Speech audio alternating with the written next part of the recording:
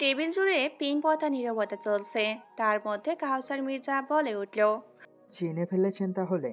তো miss air, আপনার পুরো নাম কি জানতে পারি? আপনাকে এয়ার বলতে আমার বড্ড খারাপ লাগছে। হালিয়া এতক্ষণ কাউসার মির্জার কথা শুনছিল, তারপর শান্ত কণ্ঠেই বলে উঠল, আপনাকে চিনতে আমার বিন্দুমাত্র কষ্ট হয়নি। আর আমাকে আর বলতে না পারলেও ডাকবেন না, কারণ আপনার মতো মানুষের মুখে আমি আমার নাম নেওয়াটা পছন্দ করছি না। হালিয়ার এই কথা শুনে কাউসার মির্জা অট্ট হাসিতে ফেটে পড়ল। ওইদিকে অরহান যখন কাউসার মির্জাকে হালিয়ার টেবিলে বসতে দেখেছিল, তখনই আলিয়ার কাছে আসতে চেয়েছিল, কিন্তু জাহিদ বাধা দেয় আর বলে, ও সারাস না আরাম, এখন ওখানে তোর যাওয়াটা বোকামি। কিন্তু আলিয়া কি পারবে এর কথার উত্তর দিতে? ও সবার কল্পনার বাইরে ডেঞ্জারাস। জাহিদ বাঁকা হাসি দিয়ে বলে, ওর মতো শয়তানকে জব্দ করতে একটা আলেয়া যথেষ্ট, যার চোখে তীব্র আগুন ঝরা চাহনি যে কোনো মানুষের কাঁপন ওঠাতে সক্ষম। চিন্তা করিস না, ভরসা রাখ আলেয়ার উপর। কাউসার মির্জা মুখে হাসি বজায় রেখে বললেন, আপনার শান্ত কণ্ঠ বলে দিচ্ছে আপনার ভিতর তেজ আছে, কিন্তু মেয়ে মানুষদের এত তেজ, এত ওরা মানায় না। তারা থাকবে চুপচাপ পুরুষদের অধীনে। কিন্তু একটা জিনিস কি জানেন? আপনাকে আমি এই প্রথম দেখলাম। এর আগে শুধু নাম আর মানুষের মুখে আপনার কথা শুনেছি। আলিয়ার যেন গা জ্বলে যাচ্ছে কাউসার মির্জা নামক শয়তানটার কথায়। তারপরও নিজেকে যথেষ্ট শান্ত রেখেই বলল, মেয়ে বলে কি ঘরে ঘোমটা দিয়ে বসে থাকতে হবে? এমন তো কোনো রুলস নেই কোথাও। আর মেয়ে বলে যে তাকে ধরে ধরে পুরুষদের দেহের খোরাক বানাতে বিভিন্ন দেশে পাচার করতে হবে, এমনও কোনো রুলস আছে কি কাইসার মির্জা? আর আগুনে কেউ হাত দিতে চায় না জানেন তো, তাতে হাত পুড়ে ছড়খড় হয়ে যায়। মনে হয় আমি আপনাকে বিষয়টা বোঝাতে পেরেছি। আর সবচাইতে প্রয়োজনীয় কথা যেটা, সেটা হলো সেদিন বড্ড কাঁচা প্ল্যান করে ফেলেছিলেন জানেন, যার জন্য বেঁচে আছি। আর বেঁচে আছি বলেই হয়তো আপনার কাল হয়ে গেলাম। কাউসার মির্জা আলিয়ার কথা শুনে প্রথমে কতক্ষণ গম্ভীর মুখে নিচের দিকে তাকিয়ে থাকলো, পরে বাঁকা হেসেই বলল, ভাগ্যিস সেদিন বেঁচে গেছিলেন বলে আজ আপনার মুখোমুখি হতে পেরেছি। এখন বুঝতে পারছি সেদিন বড় ভুল করতে যাচ্ছিলাম। জীবনে কাউকে কোনোদিন এই মনে স্থান দেই নাই। সবাই ব্যাড পার্টনার ছিল, কিন্তু আজ মনে হচ্ছে লাইফ পার্টনার দরকার। আপনার চোখ দুটো যেহেতু সুন্দর না জানি আপনি কত সুন্দর। আপনাকে হয়তো আমার এক ব্যাড মাইন্ডটা চাইছে। এমন কথায় আলিয়া আর নিজেকে কন্ট্রোল করতে পারল না। পাশ দিয়ে খাবার ট্রে নিয়ে ওয়েটার যাচ্ছিল, হঠাৎ আলিয়া চেয়ার ছেড়ে দাঁড়িয়ে সেখান থেকে একটা কাঁচা চামচ ঝড়ের গতিতে কাউসার মির্জার চোখের সামনে ধরে। আলিয়ার এমন কাজে পার্টির সবাই হা হয়ে তাকিয়ে আছে হালিয়ার কাউসার মির্জার দিকে। আলিয়ার এমন কাজে কাউসারের গাড় ছুটে আসছিল, কিন্তু কাউসার হাত উঁচু করে থামিয়ে দেয়। আলিয়া টকটকে লাল চোখের দিকে তাকায়। তা দেখে আলিয়া দাঁতে দাঁত চেপে বলে ওঠে, যদি নিজের শেষ এখনই এই পার্টিতে দেখতে না চান তো বেরিয়ে যান এখান থেকে। বলেছিলাম না, আগুনে হাত দিতে গেলে হাত পুড়ে যায়। যেই আগুনে আপনি হাত দিতে চান, আমি সেই আগুনের ছলনা। এরপর সোজা হয়ে দাঁড়িয়ে আলিয়া মাস্কের আড়ালে বাঁকা হেসেই বলল, আগুনের খেলায় আমি আপনাকে স্বাগতম জানালাম। কাউসার মির্জা আলিয়ার এমন রূপ দেখে কিছুটা ভয় পেলেও বুঝতে দিল না। নীরবে চেয়ার ছেড়ে দাঁড়িয়ে একবার আলিয়ার দিকে তাকিয়ে বের হয়ে চলে গেল। এদিকে রহমান সাহেব আজ প্রথম সামনাসামনি মেয়ের এই অগ্নিরূপ দেখে অবাক হলেন, সাথে নিজেকে গর্বিত বাবা হিসেবেও উপাধি দিলেন। কয়েকজন মেয়ে পারে অন্যায়কে অন্যায় বলে দমন করতে। ওইদিকে প্রিন্সের বন্ধুরা একসাথে সবাই বলে উঠল, এই মেয়ে সবসময় অ্যাকশন মোডে থাকে। এদিকে জাহিদ অরহানের ঠোঁট চেপে হাসি দেখেই বলল, কি মিলল আমার কথা? ও সব কিছুতে হেকাই 100, কিন্তু ওর অসুস্থতা ওকে দুর্বল বানিয়ে দেয় মাঝে মাঝে। কিন্তু আজ তুই যেটা করলি, কোনোদিন যদি ও জানতে পারে, সেদিন কারো মাথার চুল থাকবে না, আমি নিশ্চিত। জাহিদের কথায় অরহান শুধু মাথা চুলকিয়ে হাসলো। ওয়াশরুম থেকে বের হয়ে একপাশে দাঁড়িয়ে আলিয়া আর কাউসার মির্জার কীর্তিকলাপ দেখছিল লোবানা। কাউসার মির্জা চলে যেতে আলিয়ার কাছে এসে লোবানা হাসতে হাসতে বলল, কত সাহস আছে বলতে হবে। বেচারার মুখটা দেখার মতো হয়েছিল। আলিয়া কোনো কথা না বলে ডন্ট কেয়ার ভাব নিয়ে বসে আছে। এইদিকে অরহান আর জাহিদ এসেও ওদের পাশে বসতো। আলিয়া একবার অরহান আর জাহিদের দিকে তাকিয়ে অন্যদিকে তাকিয়ে রইল। হঠাৎ অরহান বলে উঠল, তোমার সাথে আমার কিছু কথা আছে। সবার সামনে তুমি এ আর হলেও আমার কাছে তুমি আলেয়া। যাবে আমার সাথে লং ড্রাইভে? আমি এখন কোথাও যেতে পারবো না। আমি বাসায় যাব জাহিদ ভাই। বলেই উঠে দাঁড়ালো আলিয়া। হঠাৎ করে একটা মেয়ে দৌড়ে এসে আলিয়াকে বলল, একটা অটোগ্রাফ প্লিজ আপু, আমি আপনার একজন ফ্যান। আলিয়া পাশে তাকে দেখলো মেয়েটা আর কেউ না, প্রিন্সের ওয়াইফ নোভা। নোভার থেকে কিছুটা দূরে প্রিন্স দাঁড়ানো। তা দেখে আলিয়া কিছুটা পিছিয়ে গেল। অরহান, জাহিদ, লোবানা আলিয়ার অবস্থা পর্যবেক্ষণ করছে। তারপর জাহিদ আলিয়ার পাশে দাঁড়িয়ে বলল, ম্যাম, এখানে ইনভিটেড গেস্ট, কোনো কনসার্টে আসেনি, এসেছে কোম্পানির কাজে। প্লিজ বিরক্ত করবেন না ম্যাডামকে। কিছুক্ষণের মধ্যে দেখা যায় প্রিন্সের পাশে প্রিন্সের বন্ধু আর নভার পাশে প্রিন্সের অন্য দুই বন্ধুর গার্লফ্রেন্ড এসে দাঁড়ালো। শুধু একটাই কথা বলে যাচ্ছে আলিয়াকে, আর প্রিন্স তীক্ষ্ণ চোখে তাকিয়ে আছে আলিয়ার দিকে, যা আলিয়া নিতেই পারছে না। আলিয়ার নিঃশ্বাস ভারী হয়ে আসছে। লোবানা আলিয়ার দিকে এক পলক তাকিয়ে অরহানকে ইশারায় কিছু একটা বলে। তাতে অরহান উঠে দাঁড়িয়ে আলিয়ার পাশে দাঁড়িয়েই বলল, কি সমস্যা এখানে? কেন জোর করছেন ওনাকে, মিস্টার প্রিন্স? প্রিন্স এতক্ষণ দূরে দাঁড়িয়েছিল। অরহানের ডাকে কাছে এসেই বলল, জি স্যার। ওনাকে আমি আপনার সাথে দেখেছি অনেকক্ষণ ধরে। কি হয় উনি আপনার? প্রিন্স একবার আলিয়ার দিকে তাকিয়ে মাথা নিচু করেই বলল। আমার ওয়াইফ স্যার। অরহান বাঁকা হেসে আলিয়ার দিকে তাকিয়েই বলল, নমুনা দেখছো? শিক্ষা নাও, কন্ট্রোল করো নিজেকে। অসুস্থ কেন হয়ে যাও? ধোকা শব্দটা মেনে নাও।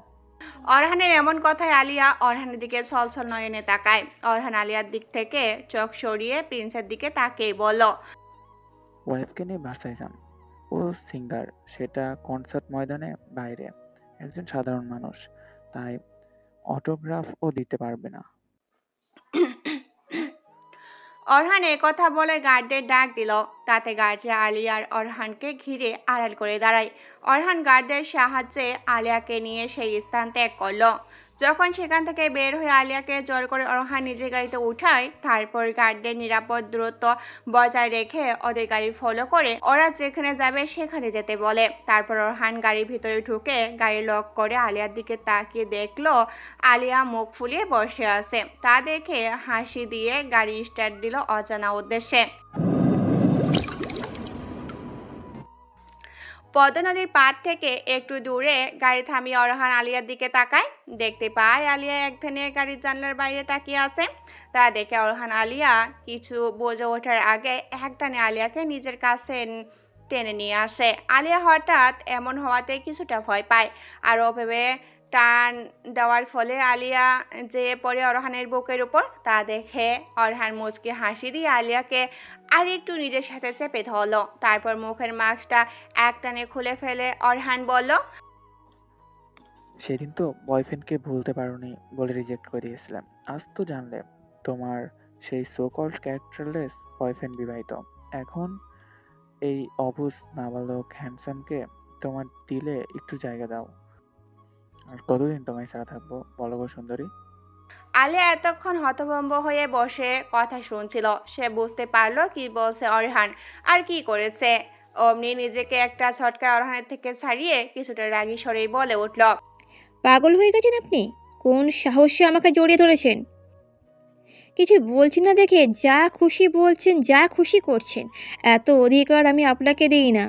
আমার ব্যাপারে আপনার নাক না গলালেও চলবে। আমার দিলে কারোর জন্য কোনো দিন জায়গা ছিল না, থাকবে না, আর দিবও না। আমি একাই ভালো আছি। কোন অধিকারে আমার মাস্কটা খুলে নিলেন? অরহান অনেকটা আশ্চর্য হওয়ার ভান করে বলল, কি বলছো তুমি? তোমাকে জড়িয়ে ধরতে আবার অধিকার লাগে নাকি? আর আমার নাক তো নাকে জেগে আছে, গলে নাই। তুমি না একটু বেশি বেশি বলো। আর একটা কথা বলি শোনো, মেয়ে তোমার মাস্ক এড়ানো মুখটা শুধু আমি দেখবো। অন্য কেউ তোমার এই রূপের সৌন্দর্য দেখার অধিকার নেই আমার জান পাখি। বলে আবার নিজের কাছে জোর করে টেনে নেয় অরহান আলিয়াকে। কাছে নিয়ে এসে জোর করে জড়িয়ে ধরে টুপ করে গালে একটা কিস করে দেয়। হঠাৎ করে এমন কাণ্ড হওয়ার ফলে আলিয়া কেঁপে উঠে জমে যায়। জীবনে প্রথম কোনো পুরুষ আলিয়াকে জড়িয়ে ধরেছে, কিস করছে। শক্তপোক্ত হয়ে গড়ে ওঠা মনটা হঠাৎ কেমন যেন করে উঠল। বড় বড় চোখ করে থমকে বসে আছে আলিয়া। কি হয়ে গেল একটু আগে সেটা যেন বুঝে উঠতেই পারছে না। অরহান আলিয়ার অবস্থা দেখে ঠোঁট কামড়ে হেসেই বলল, কি হলো? এতক্ষণ তো খুব ছটফট করছিলে, অধিকার অধিকার বলছিল। একটা কিসি দিয়ে নিয়ে নিলাম আমার অধিকার সারা জীবনের জন্য। তুমি তো আর কোনো অধিকার দিবে না, তাই জোর করে এখন থেকে অধিকার ফলাবো, বুঝলে জান পাখি? দিয়েছ আমায় অনেক ফাঁকি। আলিয়া এবার অরহানের দিকে ভেজা চোখে তাকিয়ে বলল, কেন করলেন এটা? আপনাদের কাছে একটা কি সামান্য ব্যাপার হলেও আমার কাছে অনেক কিছু। ভাঙবেন না প্লিজ আমাকে। কেন বাঁচালেন আমায় সেদিন? মরে গেলে তো ভালো হতো, অন্তত ভেতরের নরক যন্ত্রণা থেকে মুক্তি পেতাম। অরহান এমন কথা শুনেই বলল, বোকা পাখি, কাঁদছো কেন? তোমার মনে জানে আমি কখনো স্থান পাবো না, কখনো তুমি আমাকে ভালোবাসো না। তাই এখন থেকে আমি তোমাকে ভালোবাসবো। তুমি শুধু চুপ করে গ্রহণ করবে, তবে থাকবে আমার ভালোবাসায় শুধু পবিত্রতা। মরতে দিব না আমি তোমাকে। আলো নিজেকে কিছুটা শান্ত করে চোখের পানি মুছে অরহানের কাছ থেকে সরে নিজের সিটে ঠিক মতো বসেই বলল। বাসায় যাব। অরহান ছুড়েও না শোনার ভান করে গাড়ি আনলক করে ডোর খুলে বের হয়ে অপর সাইডে যেয়ে ডোর খুলে আলিয়াকে জোর করে হাত ধরে বের করে সামনের দিকে হাঁটা শুরু করলো। এইদিকে মির্জা ভিলায় নিজ রুমে ইজি চেয়ারে গালিয়ে বসে আছে কাউসার মির্জা। আলিয়াকে দেখে আসার পর থেকে ভালো নেই সে।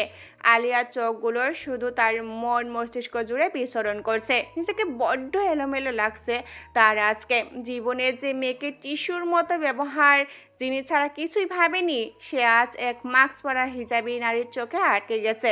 এইসব কথা ভাবছিল তখন তার পিয়ে এসে মাথা নিচু করেই বলল, বস, এআর এর কোনো তথ্য বের করতে পারেনি। She is a hidden women. Pierre এমন কথায় দাঁত কটমট করে ইজি চেয়ার থেকে উঠে টেবিলের উপর পা রেখে ফুলদানিটা নিয়ে সজোরে ছুঁড়ে মারল পাশের দেয়ালে। সাথে সাথে ভেঙে টুকরো টুকরো হয়ে ফ্লোরে ছড়িয়ে পড়ল। তারপর রাগে হিসিয়ে বলল, যেখান থেকে পারিস ওর সমস্ত তথ্য আমার চাই। তুহিন, এই প্রথম আমি কোনো নারীতে আটকে গেছি শুধু তার মায়াবী চোখ দেখে। যে নারী আমার ভোগের বস্তু, সেই নারীর মায়া আমাকে এলোমেলো করে দিচ্ছে শুধু এক দেখাতে। বলে রুম থেকে বারান্দায় যেয়ে সিগারেট ধরিয়ে আকাশের দিকে তাকিয়ে থাকলো। এদিকে রাহেলা খাতুন বসে আছেন ড্রয়িং রুমে সোফায় রহমান সাহেবের জন্য। রহমান সাহেব সদর দরজা দিয়ে ঢুকতে সোফা থেকে উঠে এগিয়ে গেলেন রাহেলা খাতুন। তারপর বলে উঠল, মেয়েকে সাথে আনোনি, বললে যে মেয়ের কাছে যাচ্ছি। তো ওকে তো বুঝিয়ে বাসায় আনতে পারতে নাকি? কয়েকদিন ধরে বাসায় আসে না, মেয়ে মানুষ এভাবে বাহিরে থাকে, বিয়ে দিতে হবে তো নাকি? রহমান সাহেব ভুরু কুঁচকে শুধু বললেন, ওর জন্য তোমাকে না ভাবলেই চলবে। যেখানে আছে আমার মাটা ভালো আছে। বলে চলে গেলেন সিঁড়ি বেয়ে উপরে। রাহেলা খাতুন শুধু স্বামীর চাওয়ার দিকে চেয়ে রইল।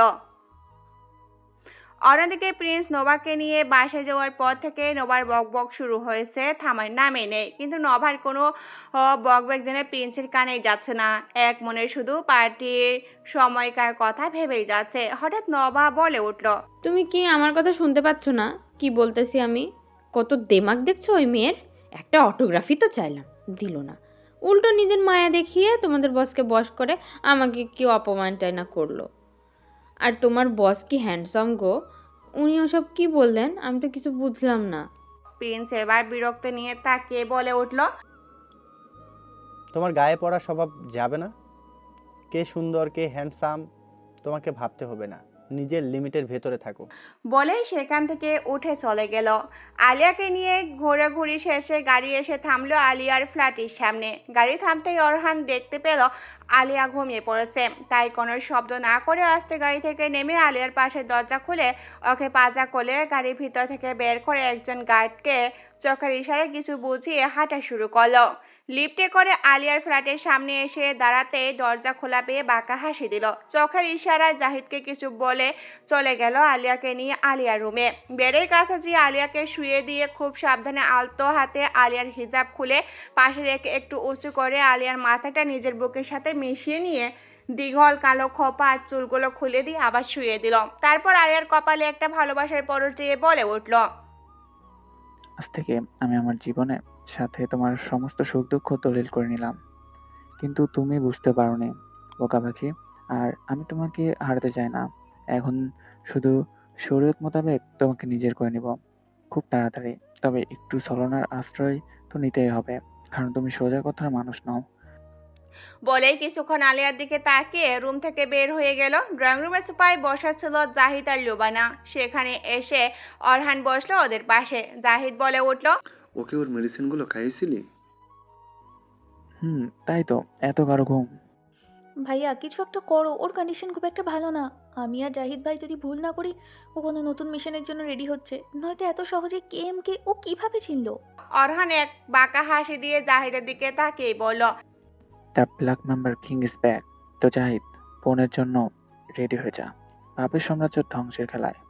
জাহিদ শুধু অরহানের দিকে তাকিয়ে বাঁকা হাসলো। অরহান আর জাহিদের হাসির ভিতরে মিশে আছে এক রহস্য। সকালে সোনালি রোদের আলো জানলা দিয়ে এসে আলিয়ার চোখে পড়তেই আলিয়ার চোখ পিট পিট করে তাকালো। হাতিয়ে টেবিলের উপর থেকে নিজের ফোনটা হাতে নিয়ে দেখলো 9টা বাজে। লাফ দিয়ে উঠে বসে তাড়াতাড়ি বিছনা থেকে নেমে ওয়াশরুমে ঢুকে যায় ফ্রেশ হতে।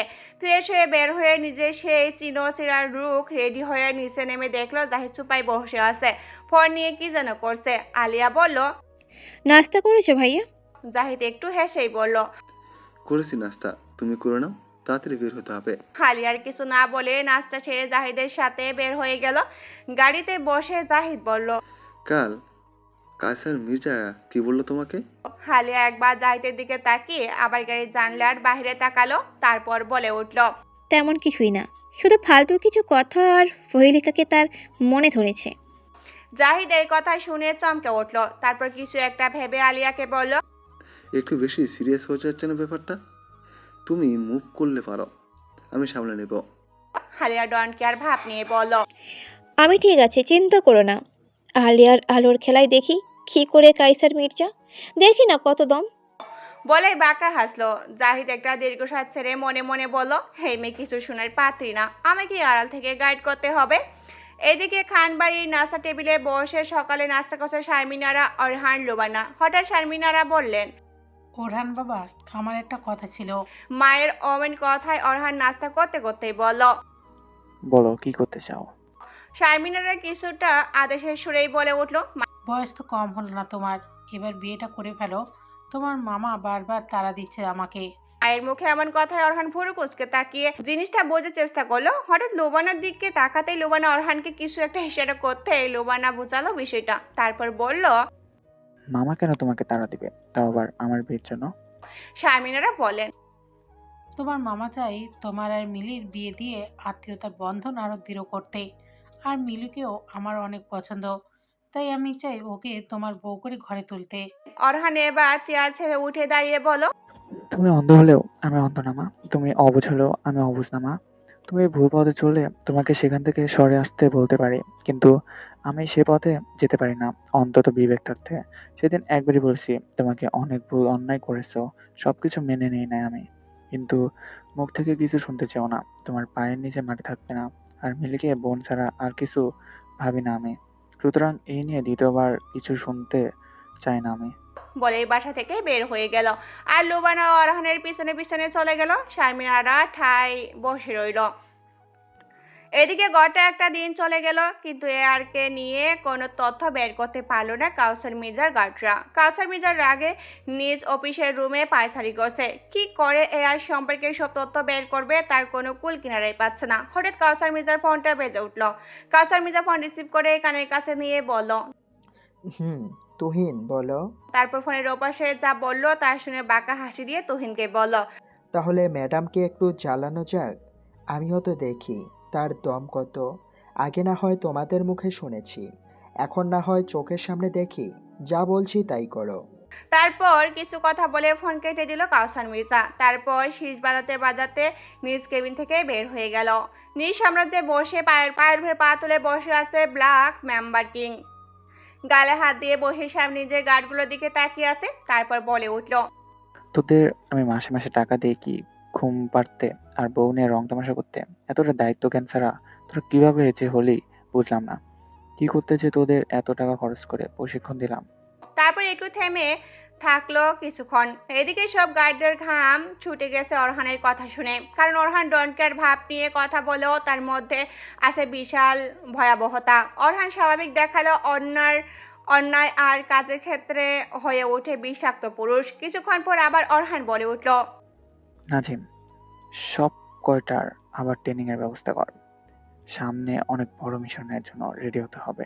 সব কয়টা বউ নিয়ে রাত কাটাতে কাটাতে শরীর জং ধরে ফেলেছে। শালা, আমি এখনো পারলাম না বউ নিয়ে সুন্দর মুহূর্ত কাটাতে। বলে সেখান থেকে উঠে বের হয়ে আসলো। আসলে অরহান আর জাহিদ সাথে নাজিম নিজেদের কমান্ডো প্রশিক্ষণের দ্বারা খুব শক্তিশালী করে গড়ে তুলেছে।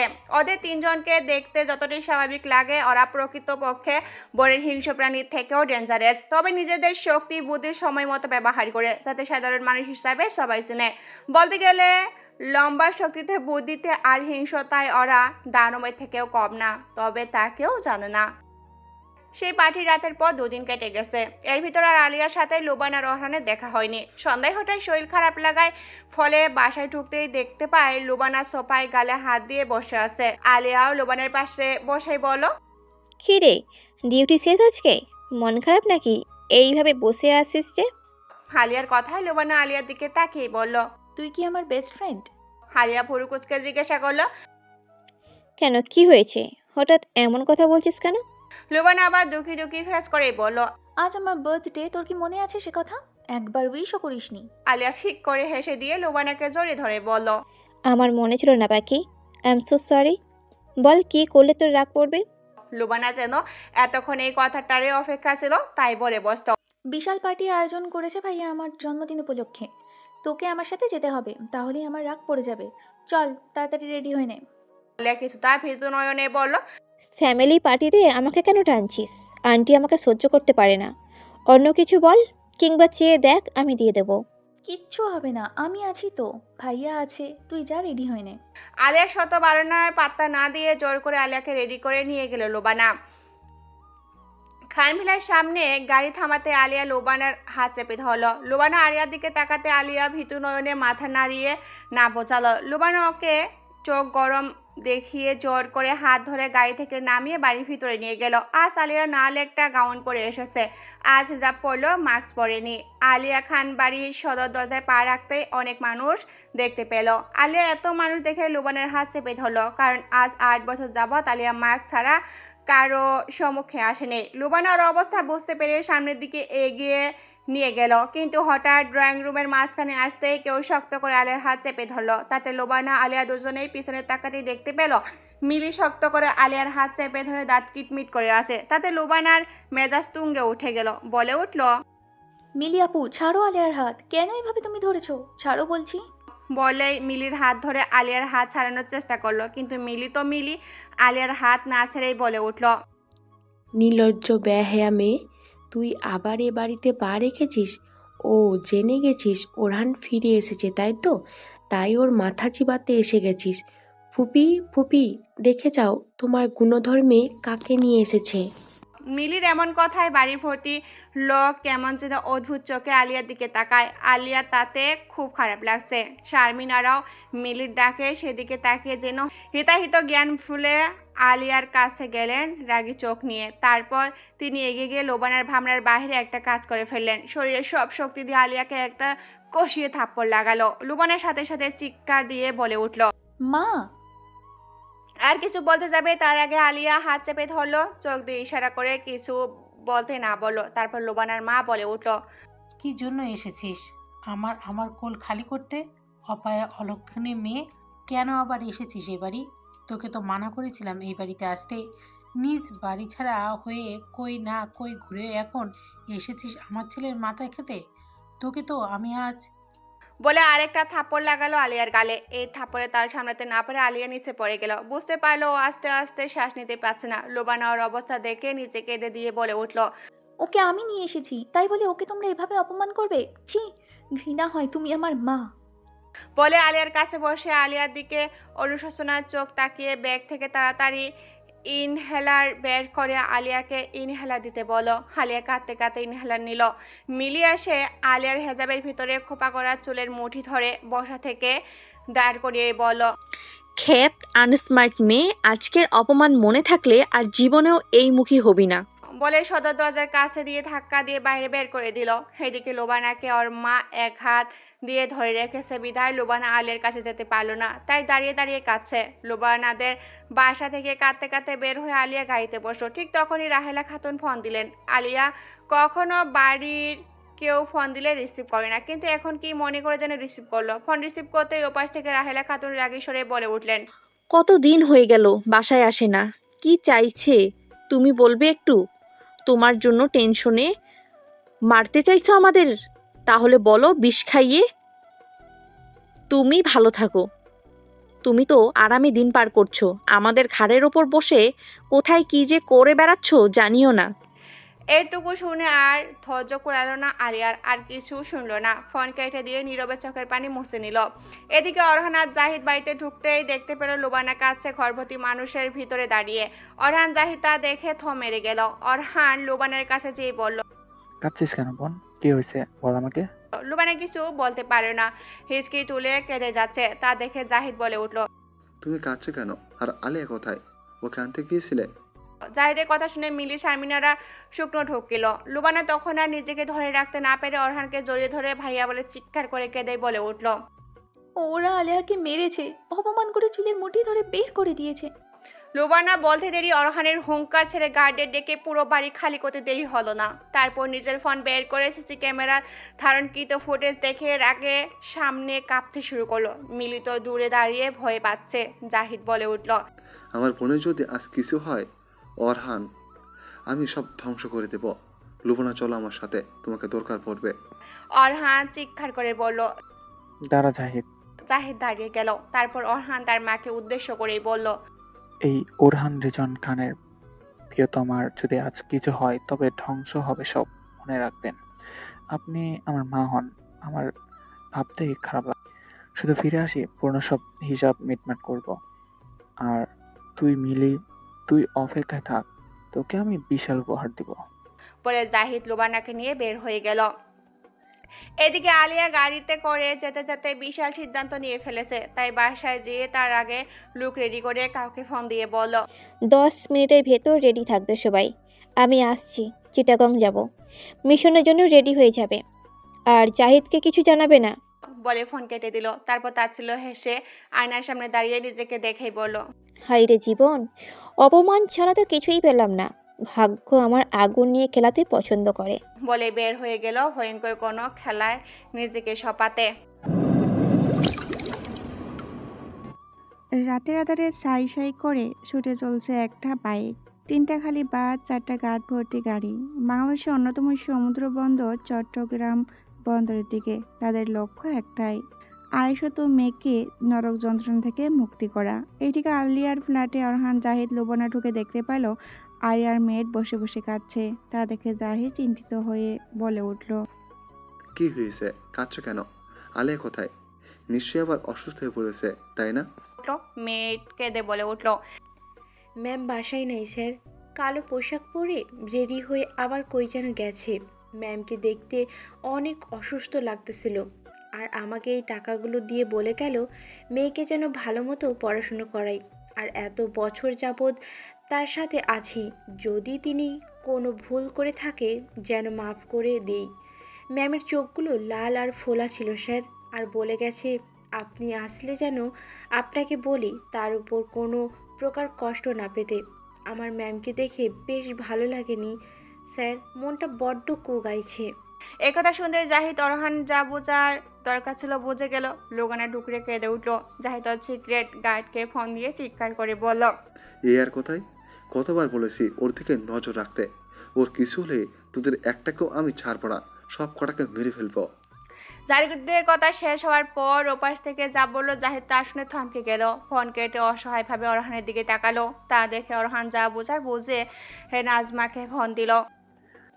তাড়াতাড়ি আমার প্রাইভেট হেলিকপ্টার রেডি করো, সঙ্গে বিশেষ ফোর্স, চিটাগং যেতে হবে। বলে ফোন কেটে সময় নষ্ট না করে জাহিদ লোবানাকে নিয়ে বের হয়ে গেল। রাত 3:30 আলিয়া আর ওর টিম চট্টগ্রাম বন্দরে এসে পৌঁছালো।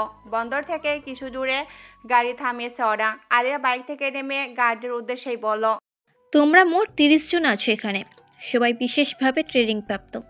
তো আমি 10 জনকে নিয়ে ভেতরে যাচ্ছি, আর তোমরা এখানে রেডি থেকো। মেয়েগুলো আসতেই ওদের বাসে তাড়াতাড়ি উঠিয়ে বাস স্টার্ট করে দিয়ে রওনা দিও। মাঝে ক্যান্টনমেন্টের কাছে যেতেই ফাঁকা গুলি ছুড়বে। আর্মি ক্যাম্পে বলা আছে, ওরা তোমাদের হেল্প করবে। আমার অপেক্ষা থেকো না। বলে সামনে ঘুরতেই একটা গাইড বলে উঠল, ম্যাম, আমাদের সবার আগে আপনাকে সেফ এবং গার্ড করা দায়িত্ব। সেখানে আপনাকে রেখে আমরা কিভাবে যাব? আলিয়া আবার মুচকি হাসি দিয়ে বলল, এত বছর ধরে তোমরা আমার সাথে কাজ করেছো, কোনোদিনও তোমাদের আমি ভাই ছাড়া কর্মচারী নজরে দেখিনি। আর তোমরা যেভাবে আমার খেয়াল রেখেছো তা আমি হয়তো শেষ নিঃশ্বাস ত্যাগ করার আগে পর্যন্ত ভুলবো না। তাই আমি বলছি, তোমাদের ঘরেও মা বোন আছে, ওদের কথা চিন্তা করে যাদের উদ্ধার করবে তাদের নিজেদের বোন হিসাবে এখান থেকে মুক্ত করে জাহিদের কাছে পৌঁছে দেবে। এটা আমার ভাইদের কাছে অনুরোধ রইল। তারা যেন অসহায় মেয়েগুলোকে তাদের মায়ের বুকে ফিরিয়ে দেয় সেফভাবে। বলে আলিয়া আর পিছনে তাকালো না, সামনে হেঁটে গেল।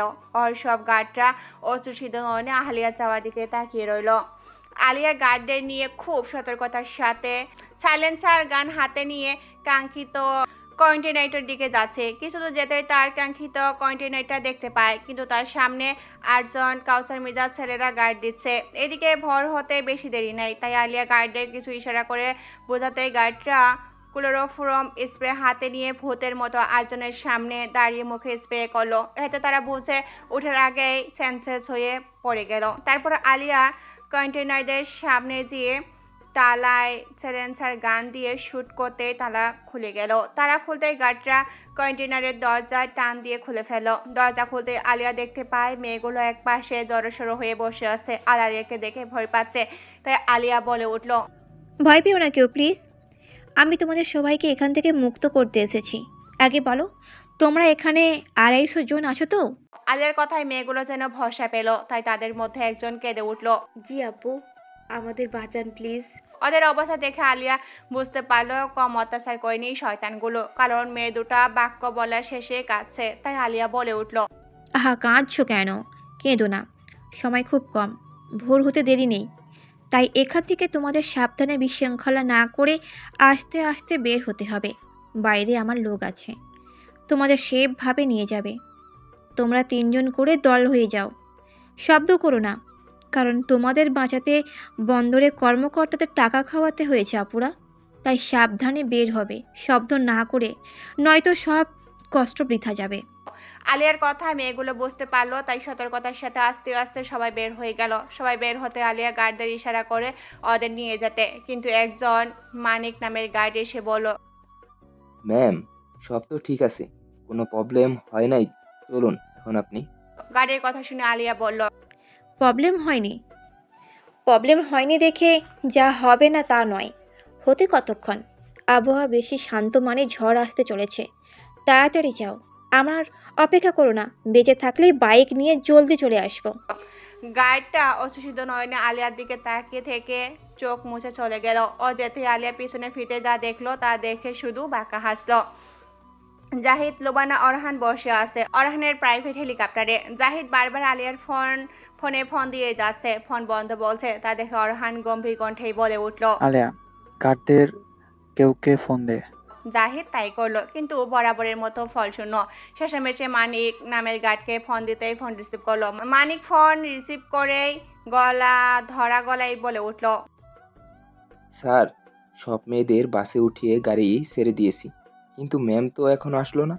কত অনুরোধ করলাম স্যার, শুধু বলল আজ ভাইয়ের দায়িত্ব পালন করে মেয়েগুলোকে আপনার কাছে পৌঁছে দিতে। ম্যাম বলেছে বেঁচে থাকলে ফিরে আসবে।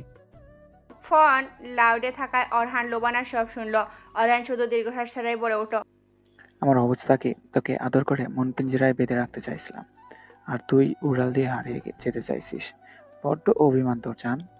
বলে চোখ বন্ধ করে নিজের চোখের কোণার পানিটুকু লুকানোর ট্রাই করলো। এদিকে লুবানা নিজেকে আলিয়ার এই অবস্থার জন্য দায়ী করতে থাকে আর কাঁদতে থাকে। জাহিদ অনুভূতি শূন্য হয়ে বসে আছে, কারণ তাদের যেতে এখনো 1 ঘন্টা লাগবে। আর জাহিদ যেন নিজের সব চাইতে বেশি অসহায় ভাবছে।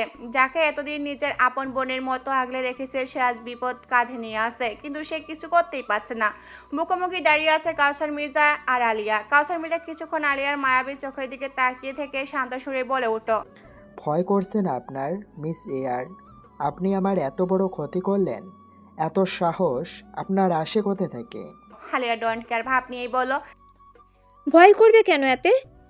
তেমন কিছুই করিনি, শুধু কিছু বন্দি পাখিকে মুক্ত করে দিয়েছি নরক যন্ত্রণা থেকে। তাতে সাহসের সাথে বিবেকের প্রয়োজন হয়, যা আপনার মতো কিছু অসুস্থ মস্তিষ্কের মানুষের নেই। আপনারা তো মেয়েদের মেয়ে বলেই তো মনে করেন না। কী বলবো বলুন, অপাত্রে আর পানি ঢালতেই চাইছি না।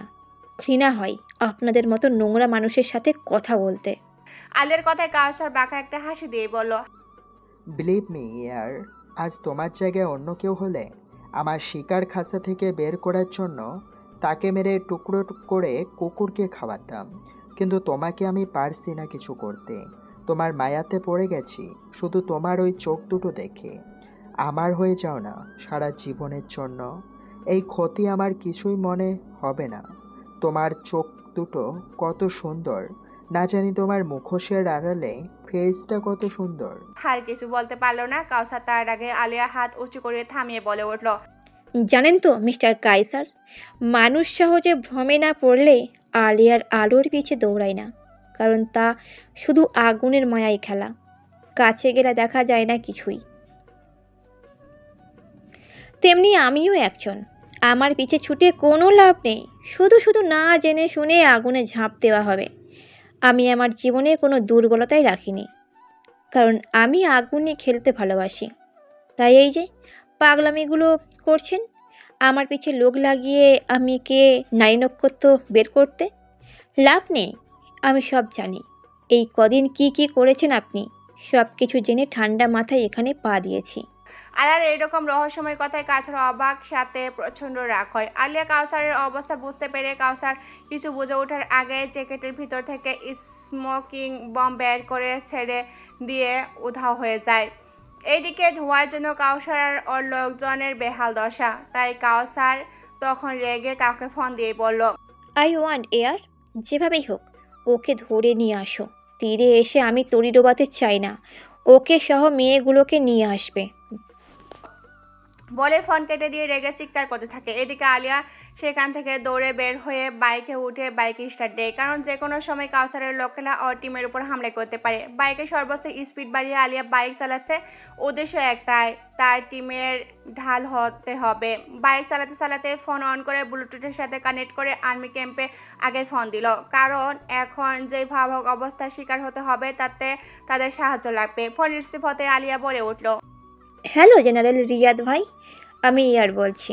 প্লিজ, কথা বলার অবস্থায় আমি নেই। তোমার ফোর্স পাঠাও, আমি লোকেশন পাঠাচ্ছি। ওই দিক থেকে রিয়াদ বলে উঠল, ঠিক আছে, তোমার অপেক্ষায় ছিলাম এতক্ষণ, লোকেশন সেন্ড করো। বলে কেটে দিল। আলিয়ার সাথে গাড়িগুলোর জিপিএস কানেক্ট থাকায় লোকেশন পাঠিয়ে দিয়েছে আর্মি ক্যাম্পে। কিছু দূর থেকে গুলির আওয়াজ আসতেই আলিয়া বুঝতে বাকি নেই এটাই করেছে কাউসার মির্জার লোকজন। তাই দ্রুত বাইক চালিয়ে জ্যাকেট থেকে গান বের করে গার্ডদের গাড়ির পিছনে লাগা 2টা গাড়ির টাওয়ারে শ্যুট করলো। সাথে সাথে গাড়ি দুটো ব্যালেন্স হারিয়ে রাস্তার পাশে গাছের সাথে লেগে যায়। গার্ডরা গুলির শব্দ উৎসাহ খুঁজতে পেছনে তাকাতে আলিয়াকে দেখতে পেয়ে যেন প্রাণ খুঁজে পেল। সাথে সাথে আনন্দের সাথে ম্যাম বলে চিৎকার দিয়ে উঠল। আলিয়া ওদের অবস্থা দেখে মুচকি হেসে দিয়ে উঠল, don't worry guys, I am back. Manik খুশিতে জাহিদকে ফোন দিল। জাহিদও তাড়াতাড়ি ফোন রিসিভ করতেই মানিক বলল, স্যার ম্যাম ব্যাক করেছে। ব্যাস এইটুকুই কথা ছিল জাহিদের পাশে বসে থাকা অরহানের জন্য অনেক। সে ধুধু ধুধু মরুভূমির মাঝে এক পশলা বৃষ্টি ছোঁয়া অরহান আলিয়াকে ফোন দেয়। আলিয়া না দেখে ফোন রিসিভ করে হ্যালো বলে, তারপর অরহান বলে ওঠে, এত জ্বালাও কেন তুমি? তোমার আগুনে আর কত পোড়াবে? আলিয়া হঠাৎ এমন একটা মানুষের কণ্ঠ শোনার জন্য প্রস্তুত ছিল না, তাই কিছুটা অপ্রস্তুত ভাবেই বলে উঠল, আমি আপনাকে বলিনি আগুনে পুড়তে। আমার হাতে সময় খুব কম। অনুরোধ থাকলো, আমার বাঁচানোর প্রত্যেকটা মেয়ে যেন তার বাবা মায়ের বুকে ফিরে যেতে পারে। জেনারেল রিয়াদ ভাইয়াকে সব বলে দিয়েছি, সেভাবে নিয়ে যেতে আসছে সে। লোকেশন অন করো, আমি আসছি। 20 মিনিট লাগবে। একা লড়বে কেন? আমি সাথে হব। আলিয়া একটু হেসেই বলল, বিষয় তো সময় নেই, আমার হাতে লোকেশন অন আছে, কিছু হয়ে গেলে অন্তত বডিটা যেন পান। এইটুকু ছেলের জন্য আলিয়ার ওরহানের ভিতর না বলা কথার অনেক ভাব আদান প্রদান। আলিয়া কথা বলে শেষ করতে পারেনি, সাথে সাথে একটা গুলি আলিয়ার হাতে এসে লাগে। আলিয়া ব্যথা চিৎকার করে ওঠে। আলিয়া বাইক নিয়ন্ত্রণ হারিয়ে পাহাড়ি খাদের দিকে যেতে থাকে, কিন্তু আলিয়া অন্য হাত দিয়ে বাইক থেকে লাফ দেওয়ার আগে ওর গাড়ির টায়ারে শুট করে তাতে গাড়ির নিয়ন্ত্রণ হারিয়ে গাড়ি সহ কাউসার মির্জার লোকজন পাহাড়ি খাদে পড়ে যায়। আলিয়া বাইক খাদে পড়ার আগে লাফ দেয় ঠিকই, কিন্তু নিজের উপর নিয়ন্ত্রণ রাখতে না পেরে খাদে পড়ে যায়। এদিকে অরহান আলিয়ার চিৎকারে থমকে গেছে। এই কি শুরু হলো তাদের বিচ্ছেদ? আলিয়া চিৎকার অরহানের হৃদস্পন্দ থামিয়ে দিলেও পরক্ষণে আলিয়ার গলার আওয়াজে অরহানকে যেন প্রাণ ফিরিয়ে দেয়। তখন আলিয়া পাহাড় থেকে পড়ে গেলেও গাছের ডালে বেঁধে থাকে। তখন অরহান ব্লুটুথ কানে থাকায় আলিয়া ধরা গলায় বলে ওঠে, হ্যালো ওরহান ভাই, আমার হাতে গুলি লেগেছে, খুব রক্তক্ষরণ হচ্ছে, খাদের গাছের ওপরে বেঁধে আছি, যে কোনো সময় নিচে পড়ে যেতে পারি, একটা অনুরোধ রাখবেন? আলিয়ার গলার এইটুকু ছিল অরহানের আটকে আসার শ্বাস স্বাভাবিক করার জন্যই যথেষ্ট। অরহানের ফোন লাউডে থাকায় জাহিদ এতক্ষণ সব শুনছিল, তাই ধরা গলায় বলল, আলিয়া বোন আমার, তুমি অনেক সাহসী। কোথায় কষ্ট হচ্ছে ভাইয়াকে বলো, ভাইয়া আর কিছুক্ষণের ভেতরে চলে আসবো। একটু সাবধানে গাছের ডালে এক হাত দিয়ে জড়িয়ে ধরো। আলিয়া জাহিদের কণ্ঠ পেতেই হু হু করে কেঁদে উঠল। ভাইয়া তুমি আসছো, কিন্তু ততক্ষণে আমায় পাবে না। খুব ইচ্ছে ছিল তোমার সাথে একটিবার দেখা করে আসার, কিন্তু দেখা করে আসলে তুমি আমার সাথে আসতে, আর নয়তো আসতে দিতে না ভাইয়া। জানো তো ভাইয়া, তোমাকে আমি আমার সব চাইতে বেশি আপন ভাবি, কারণ তুমি আমার দুঃখের দিনে পথ চলার সাথী। তোমার মতো একটা ভাই যেন ঘরে ঘরে থাকে, আর এই বোন যদি কোনো ভুল করে থাকে মাফ করে দিও। জাহিদ কেঁদে দিল, অতঃপর বলে উঠল, এক বোন হারিয়েছি, তোমাকে হারাতে চাই না। কেঁদো না। তুমি কোথায় কোথায় ব্যথা পেয়েছো বলো। কেঁদো না শোনা বোন, আমার আর মাত্র 10 মিনিট লাগবে আসতে। আলিয়ার শ্বাস নিতে কষ্ট হচ্ছিল, মাথায় চোট পেয়েছে, তাই আস্তে আস্তে নিস্তেজ হয়ে আসা গলায় বলে উঠল, ভাইয়া, আব্বুর সাথে তো কথা বলবো, সময় খুব কম, কল কনফারেন্স করো না প্লিজ, শেষ অনুরোধ। আমি মাথায় আঘাত পেয়েছি, তাই আর নিজেকে সজাগ রাখতে পারছি না, প্লিজ। অরহান জাহিদকে ইশারায় শান্ত হতে বলে, জাহিদের লোকেশন ট্র্যাক করতে বলে। আলিয়ার বাবাকে ফোন দিল। রহমান সাহেব এত ভরে অরহানের ফোন পেয়ে রিসিভ করে হ্যালো বলল। আলিয়ার বাবার কণ্ঠ শুনতে পেয়ে কেটে দিল, তারপর ধরা গলায় বলে উঠল, আব্বু। রহমান সাহেব এত বছর পর মেয়ের মুখে বাবা শুনে যেন পৃথিবীর সব চাইতে সুখ পেয়েছে, তাই খুশিতে ভেজা কণ্ঠেই বলে উঠল, কে? আমার আলিয়া মা? আবার ডাক তোর এই বুড়ো বাপটাকে, ডাক মা। আলিয়া নিভু নিভু চোখে ভেজা গলায় বলল, আজ আমার বড্ড ঘুম পাচ্ছে, প্লিজ একটু তোমার হাত দিয়ে আমার মাথায় হাত বুলিয়ে দাও না আব্বু, আর কখনো হয়তো পেতে নাও পারি তোমার স্নেহের পরশ। আব্বু, আমার জন্য আর তোমাদের কষ্ট পেতে হবে না, বিষ খেতেও হবে না আম্মুকে, প্লিজ আব্বু, খুব ঘুম পাচ্ছে, একটু ঘুম পাড়িয়ে দাও না, আমায় আর কখনো আবদার করবো না। মেয়ের এমন কথা শুনে রহমান সাহেব ঘাবড়ে গেলেন, তাই উত্তেজিত কণ্ঠেই বলে উঠলেন, কি হয়েছে মা তোর? এভাবে কথা বলছে কেন? এত শব্দ কিসের? আমার বুকের মানে কি হয়েছে? জাহিদ কোথায়? অরহান সাথে সাথে জাহিদের কাছে ফোন দিল আর ইশারায় বোঝালো এখন নিচে লাফ দিবে, তাই তৈরি হবে। জাহিদ ফোন ধরে বলল, আঙ্কেল এখন আঙ্কেল এখন কিছু জানতে চাইবেন না প্লিজ। ঢাকার বাইরে আছি, ঢাকায় এসে ফোন দিব, টেনশন করবেন না। বলে ফোন কেটে দিল। এইদিকে আলিয়ার লোকেশন যেখানে দেখাচ্ছে সেখানে হেলিকপ্টার দাঁড় করিয়ে অরহান ঝাঁপ দিয়ে নিচে নামার জন্য রেডি হচ্ছিল। কোমরে বুলেটপ্রুফ দড়ি বেঁধে লোভানা হঠাৎ বলল, ভাইয়া আজ আলিয়াকে যদি বাঁচিয়ে আনতে পারো তবে আর কখনো একা থাকতে দিও না, অনুরোধ করছি। অরহান লোভানের মাথায় হাত বুলিয়ে বলল, মেডিকেল টুলসগুলো রেডি নিয়ে আসছি আমার রানীকে। নিঃশ্বাস ওকে নিতেই হবে, শুধু এই ওরহান রেজনের জন্য। বলে হাত মেলে ছাপ দিল অরহান। জাহিদ ফোন কেটে দেওয়ার পর রহমান সাহেব হাউমাউ করে কেঁদে উঠলেন, কারণ তিনি বেশ বুঝতে পারছেন তার কলিজার টুকরো ভালো নেই। তার কান্না দেখে শুয়ে থাকা রাহেলা খাতুন চিন্তিত স্বরে বলে উঠলেন, কি হয়েছে, কাঁদছো কেন? কি বললো আলেয়া? নিশ্চয়ই এমন কোনো কাজ করেছে, ঠিক না, যাতে তুমি অসুস্থ হয়ে যাও? কাল সন্ধ্যায় এত বকলাম ফোন দিয়ে, তারপরও যদি আক্কেল হয় এই মেয়ের। হেটুকু বলতে রহমান সাহেব বলে উঠল, তুমি ওকে কাল ফোন দিয়ে বকেছো? কতদিন বাসায় আসে না, কই না কই ঘুরে বেড়ায়, এমন করলে মেয়ের বিয়ে হবে না। একথা শুনতে রহমান সাহেব বলে উঠলেন, রাহেলা, এত ছোট মন তোমার। একদিন বলছি আমার মেয়ের বিয়ে নিয়ে তোমায় ভাবতে হবে না। আমার মেয়ে আমার কান্না ভিজা গলায় এই হাতের আদরের পরশ চাইলো, তার নাকি ঘুম পাচ্ছে। কিছু হয়ে গেছে আমার কলিজার টুকরার। আমার মন বলছে আমার বেশ তো ভালো নেই। ইয়া আল্লাহ, এক অসহায় বাবার ফরিয়াদ তুমি শোনো। এত নিষ্ঠুর তুমি হইও না দয়া করে। কোনো বিপদ হলে আমার মেয়েকে কোনো উসিলা বাঁচিয়ে নাও। আমি নিশ্চিত আমার কলিজা ভালো নেই। কোনোদিন তোমায় মাফ করবো না রাহিলা, আমার মেয়ের কিছু হলে। এই বলে কান্নায় ভেঙে পড়লেন। রাহেলার স্বামীর এই আহাজারি দেখে বুঝলেন নিশ্চয় বড় কিছু হয়েছে, নয়তো এমন কেন করবে। আর তার মনটা ভালো নেই মেয়েকে বকার পর থেকে। তবে কি সত্যি? ভাবতেই তার চোখ দিয়ে পানি ঝরে পড়ল।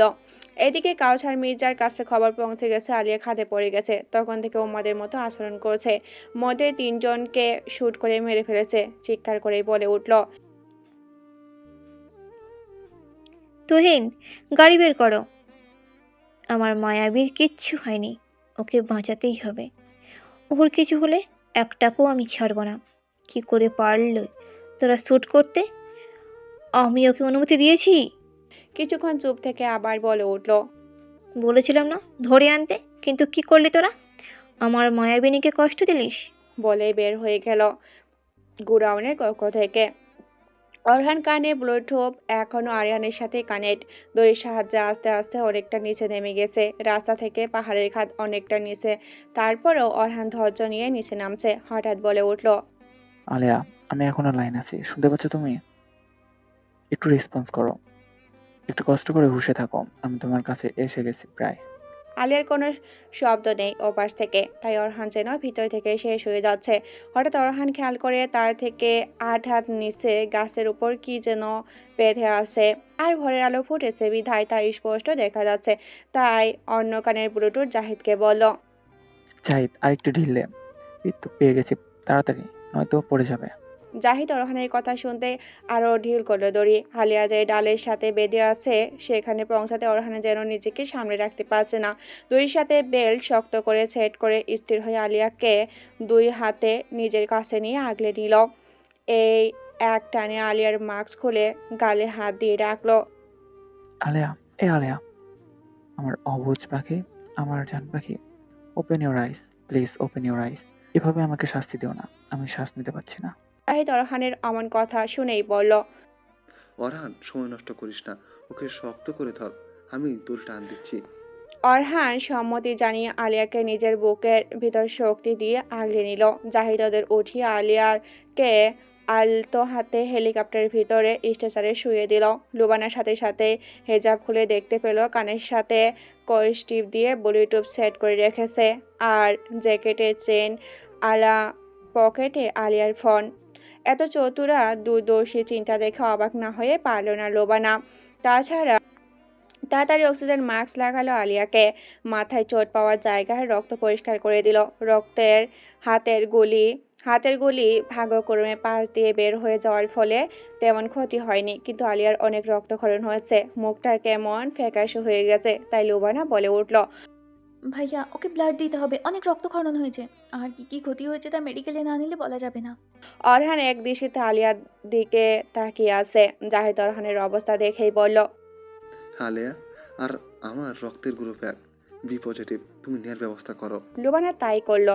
আলিয়ার পাশে এক সিটে জাহিদকে শুয়ে রক্ত দিতে থাকলো। কিছুক্ষণ পর অরহান নাজিবকে ফোন দিয়েই বলল, ইউনাইটেড হসপিটালের সবচেয়ে ভিআইপি কেবিন আমার চাই, আর সবচাইতে বেস্ট ডক্টরকে খবর দে।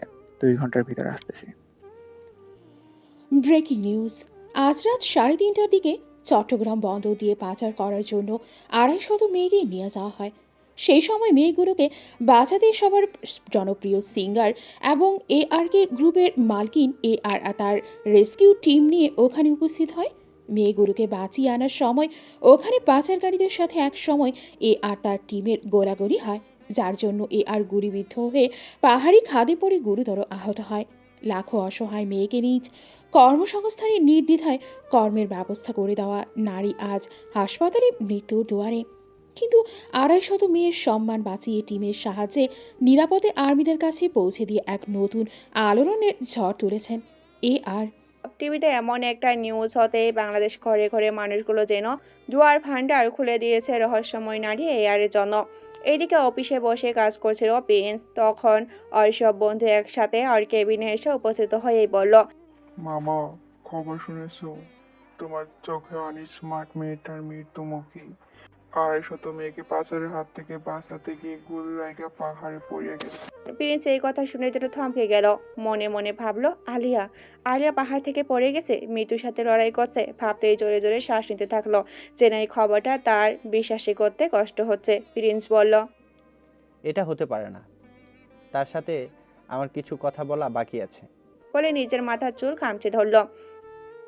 আয়েশের কাছের ফাঁক দিয়ে তাকিয়ে আছে অরহান তার নামের লিখিত নারীটির দিকে। নিজেকে যত শক্ত দেখাচ্ছে না কেন, বাস্তবে সে ভিতর থেকে ভেঙে ঘুরিয়ে যাচ্ছে। না চাইতেও চোখ দিয়ে পানি ঝরছে। তার অবুজ পাখিটির বাঁচার আশা দেখ খুব কম। ডক্টর বলে গেছে। আয়েশের কাছে হাত দিয়ে বলে উঠল অরহান, ফিরে এসো আমার আগুনের রানী। কেন খালি খালি অভিমান করে ভয় দেখাচ্ছ বলো তো? থাকতে পারবো না আমি তোমাকে ছাড়া। ফিরে এসো আমার এই শূন্য বক্ষ পিঞ্জিরায়। তুমি কি বুঝো না তুমি ছাড়া আমার শ্বাস আটকে যায়? ফিরে এসো, কথা দিচ্ছি আর একা থাকবে না, আর কেউ তোমাকে অপমান করবে না। এই বুকের ভেতর লুকিয়ে রাখবো তোমায় যত্নে। বলে চোখ বুজে অশ্রু বিসর্জন দিল। হসপিটালের করিডোরে চেয়ারে বসে আছে আলিয়ার বাবা মা, বোন জাহিদ আর অরহান। আর তাদের থেকে কিছু দূরে দাঁড়িয়ে আছে আলিয়ার ভাই, মাথা নিচু করে অপরাধীর মতো। আর আলিয়ার সাথে এই গার্ডগুলো গিয়েছিল, তারা হসপিটালে আছে গার্ড দিতে। হঠাৎ আলিয়ার বাবা বসা থেকে উঠে আইসিইউর সামনে গেল। কাছের ভিতর দিয়ে মেয়েকে এক পলক দেখে আবার ফিরে এসে আলিয়ার মায়ের সামনে দাঁড়িয়ে বলে উঠলেন, মেয়ের বিয়ে দিব তো, যাও ওখানে। তোমার মেয়ে চোখ বন্ধ করে শুয়ে আছে, একটুও তোমাকে বিরক্ত করবে না, কোনো অভিযোগও করবে না। এই জন্যই তো খালা অনেক বকেছিলে, বিষ খাবে, ব্ল্যাক করার কথা বলছো। আমি কি একবারও তোমাকে বলেছি মেয়ে আমার ঘাড়ের উপর বসে খায়? তুমি তোমার গর্ভজাত সন্তানকে কিভাবে এই কথা বলবে? আজ 8টা বছর আমার মেয়ে, আমি 8 টাকায় চলে না, খায় না। সে নিজ যোগ্যতায় কঠোর পরিশ্রম করে নিজেকে স্বাবলম্বী করেছে, নিজের একটা পরিচয় গড়ে তুলেছে, আর অসহায় নারীদের কর্মের ব্যবস্থা করে দিচ্ছে। এতগুলো গার্ড দেখছো, কাউকে কোনোদিন অসম্মান করে বা তুচ্ছ চোখে দেখনি। ভাইয়ের সম্মান দিয়ে চলেছে। বলেছিলাম আমি তোমাকে বাড়াবাড়ি করো না, কথা শুনলে না আমার। তুমি রত্ন গর্ব রাহিলা, বুঝতে পারলে না। কিন্তু আজ সময় শেষ, পারবে না আর কোনোদিন নিজেকে আমার মেয়ের সামনে দাঁড় করাতে। যদি আমার মেয়ে বেঁচে যায় তো মনে রেখো, আমার মেয়ে কোনোদিন তোমার সামনে দাঁড়াবে না। 8 বছর আগে যেমন একজন মানুষের কথায় মেয়েকে মেরে অমানুষের মতো ঘর থেকে বের করে দিয়েছিলে, ঠিক আজ তাই করলে। সেদিনও জাহিদ না থাকলে আজ আমার মেয়ে হয়তো বেঁচে থাকতো না। জানোয়ারের দল তুলে নিয়ে যাচ্ছিল মেয়েটাকে বাসার সামনে থেকে, আর তুমি মা মেয়ে ভেগে গেছে ভেবে হাই হাই করছো তখন। কিন্তু একবারও জানো ভাবনি মেয়ে বিপদে পড়তে পারে। বলে চোখের পানি ছেড়ে দিল রহমান সাহেব।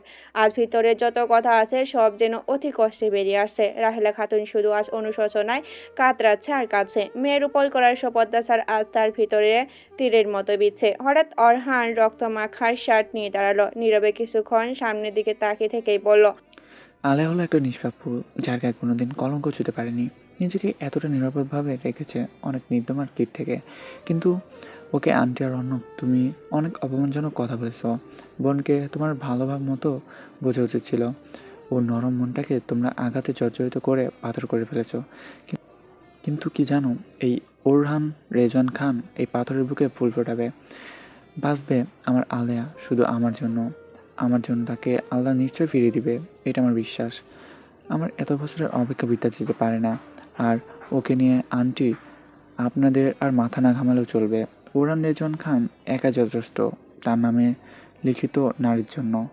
বলে অরহান করিডোর থেকে বেরিয়ে যায়। অরহানের এমন কথায় জাহিদ আর রহমান সাহেব অবাক না হলেও রাহেলা, আনিকা আর অর্ণব অবাক হয়ে অরহানের যাওয়ার দিকে তাকিয়ে থাকলো। খানবাড়ির সামনে গাড়ি থামিয়ে অরহান ভিতরে ঢুকলো। কোনো দিকে না তাকিয়ে সিঁড়ি বেয়ে উপরে চলে গেল। কিছুক্ষণ পর একটা লাগেজ নিয়ে নিচে নেমে বের হয়ে যেতে থাকলে শারমিনারা বেগম বলে ওঠে, দাঁড়াও, কোথায় যাচ্ছে তুমি? আর তোমার শার্টে রক্ত কেন? অরহান পিছন ঘুরে তাচ্ছিল্যর এক হাসি দিয়ে বলল, এই যে শার্টটা দেখছেন রক্তে ভরা, এটা আমার হৃদয়ের গহীনে লুকিয়ে রাখা পবিত্র ফুলের রক্ত, যাকে আপনি আর আপনার ভাইয়ের নষ্ট মেয়ে মেরে কাল এই বাড়ি থেকে বের করে দিয়েছেন। তার রক্ত, যার অপেক্ষা আমি এত বছর পার করেছি। এটা তার রক্ত, যাকে ছাড়া এই ওরহান রেজওয়ান খান অপূর্ণ।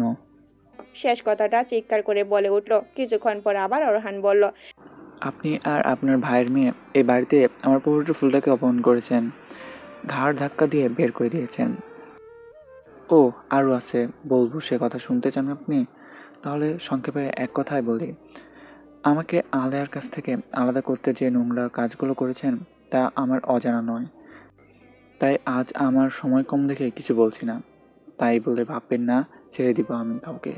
শারমিনারা ছেলের মুখে এত সব কথা আর কথার ভিতর নিজের প্রতি ছেলের চোখের তীব্র ঘৃণা দেখে অবাক হয়ে যাচ্ছে। যেই ছেলে তার কথার অবাধ্য ছিল না, সেই ছেলের চোখে আজ নিজের প্রতি ঘৃণা যেন তার বুকে তীরের মতো বিঁধছে। অরহান কিছুক্ষণ চুপ থেকে ভিজা কণ্ঠেই বলে উঠল, আজ আপনাদের জন্য আমার অবুঝ পাখিটা হাসপাতালে বেডে চোখ বুজে শুয়ে আছে। এত রাখলাম কিন্তু সাড়া দিচ্ছে না আমার ডাকে। ডাক্তার বলল বাঁচার আশা খুবই কম। জানেন, এই কথাটা শুনে আমার মনে হচ্ছিল আমার দম বন্ধ হয়ে যাবে, কিন্তু নিজেকে এখন শক্ত করে নিয়েছি। ওই মহান আল্লাহকে বারবার স্মরণ করতেছি যেন আমার পবিত্র ফুলটাকে আমার বুকে ফিরিয়ে আসে। বলে আবার চুপ থেকে গম্ভীর স্বরেই বলে উঠল, আমার শ্বাস নিতে যে মানুষটা লাগবে সেই মানুষটা যেহেতু এই বাড়িতে সম্মান নেই, তাই সেই বাড়িতে আজ থেকে আমার জন্য নিষিদ্ধ হয়ে গেছে। আর ফিরবো না আমি এখানে, তবে ছাড়বো না আপনার ভাইয়ের মেয়েকে। আর রইল আপনি, আপনি আর আমার এই মুখ দেখতে পারবেন না। যে মেয়ে আর এক মেয়ের ক্ষতি করে, অপমান করে, বিনা দোষে তার থেকে দূরে থাকা ভালো। বলে বের হয়ে গেল বাসা থেকে অরহান। শারমিনারা পিছন থেকে শতবার ডেকেও অরহানকে থামাতে পারল না। শারমিনারা কান্নায় ভেঙে পড়লেন। কাউসার মির্জা তার রুমে চোখ বন্ধ করে বসে আছে। এর ভিতর তুহিন রুমে ঢুকেই বলল, এয়ারের অবস্থা খুবই খারাপ, যে কোনো সময় যে কোনো কিছুই হতে পারে।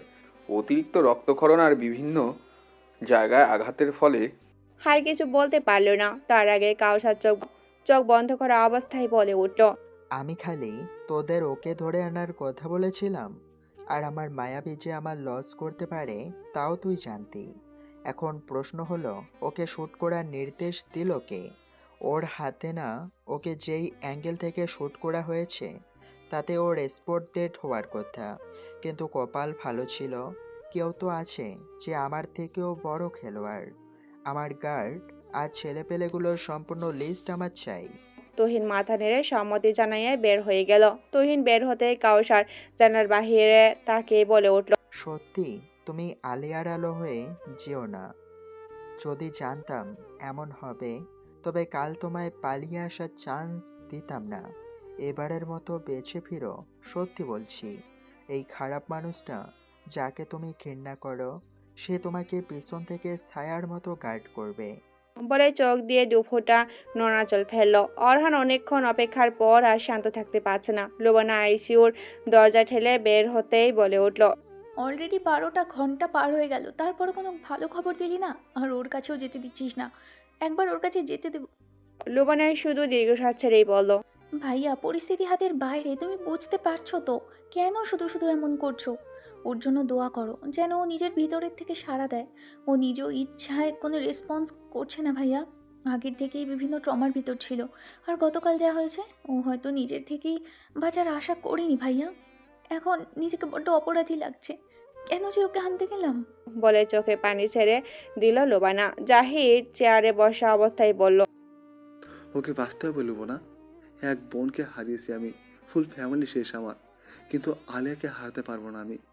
ওকে এই বুকতে আগলে রেখেছি আমি 8টা বছর। যেভাবে হোক আমার আলিয়া বোনটাকে ফিরিয়ে দাও প্লিজ। আমি আর কিচ্ছু চাই না। আমার ভুল কেন যে তোমার সাথে কাল একা চাললাম। বলে হু হু করে কেঁদে উঠল জাহিদ।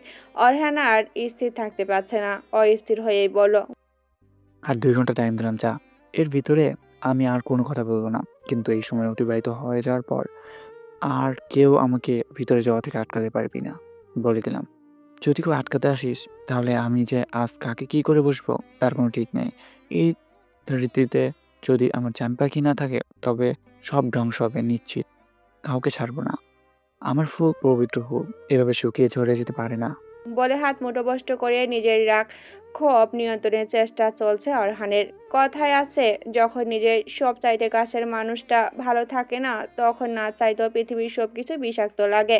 ঠিক তেমন আজ অরহানের সাথেই হচ্ছে। যখন লোবানাকে কথাগুলো বলে অরহান বেরিয়ে যায় নিজ সাম্রাজ্যে যাওয়ার উদ্দেশ্যে, কিন্তু সেখানে যাওয়ার পরও নিজেকে ঠিক রাখতে পারছে না।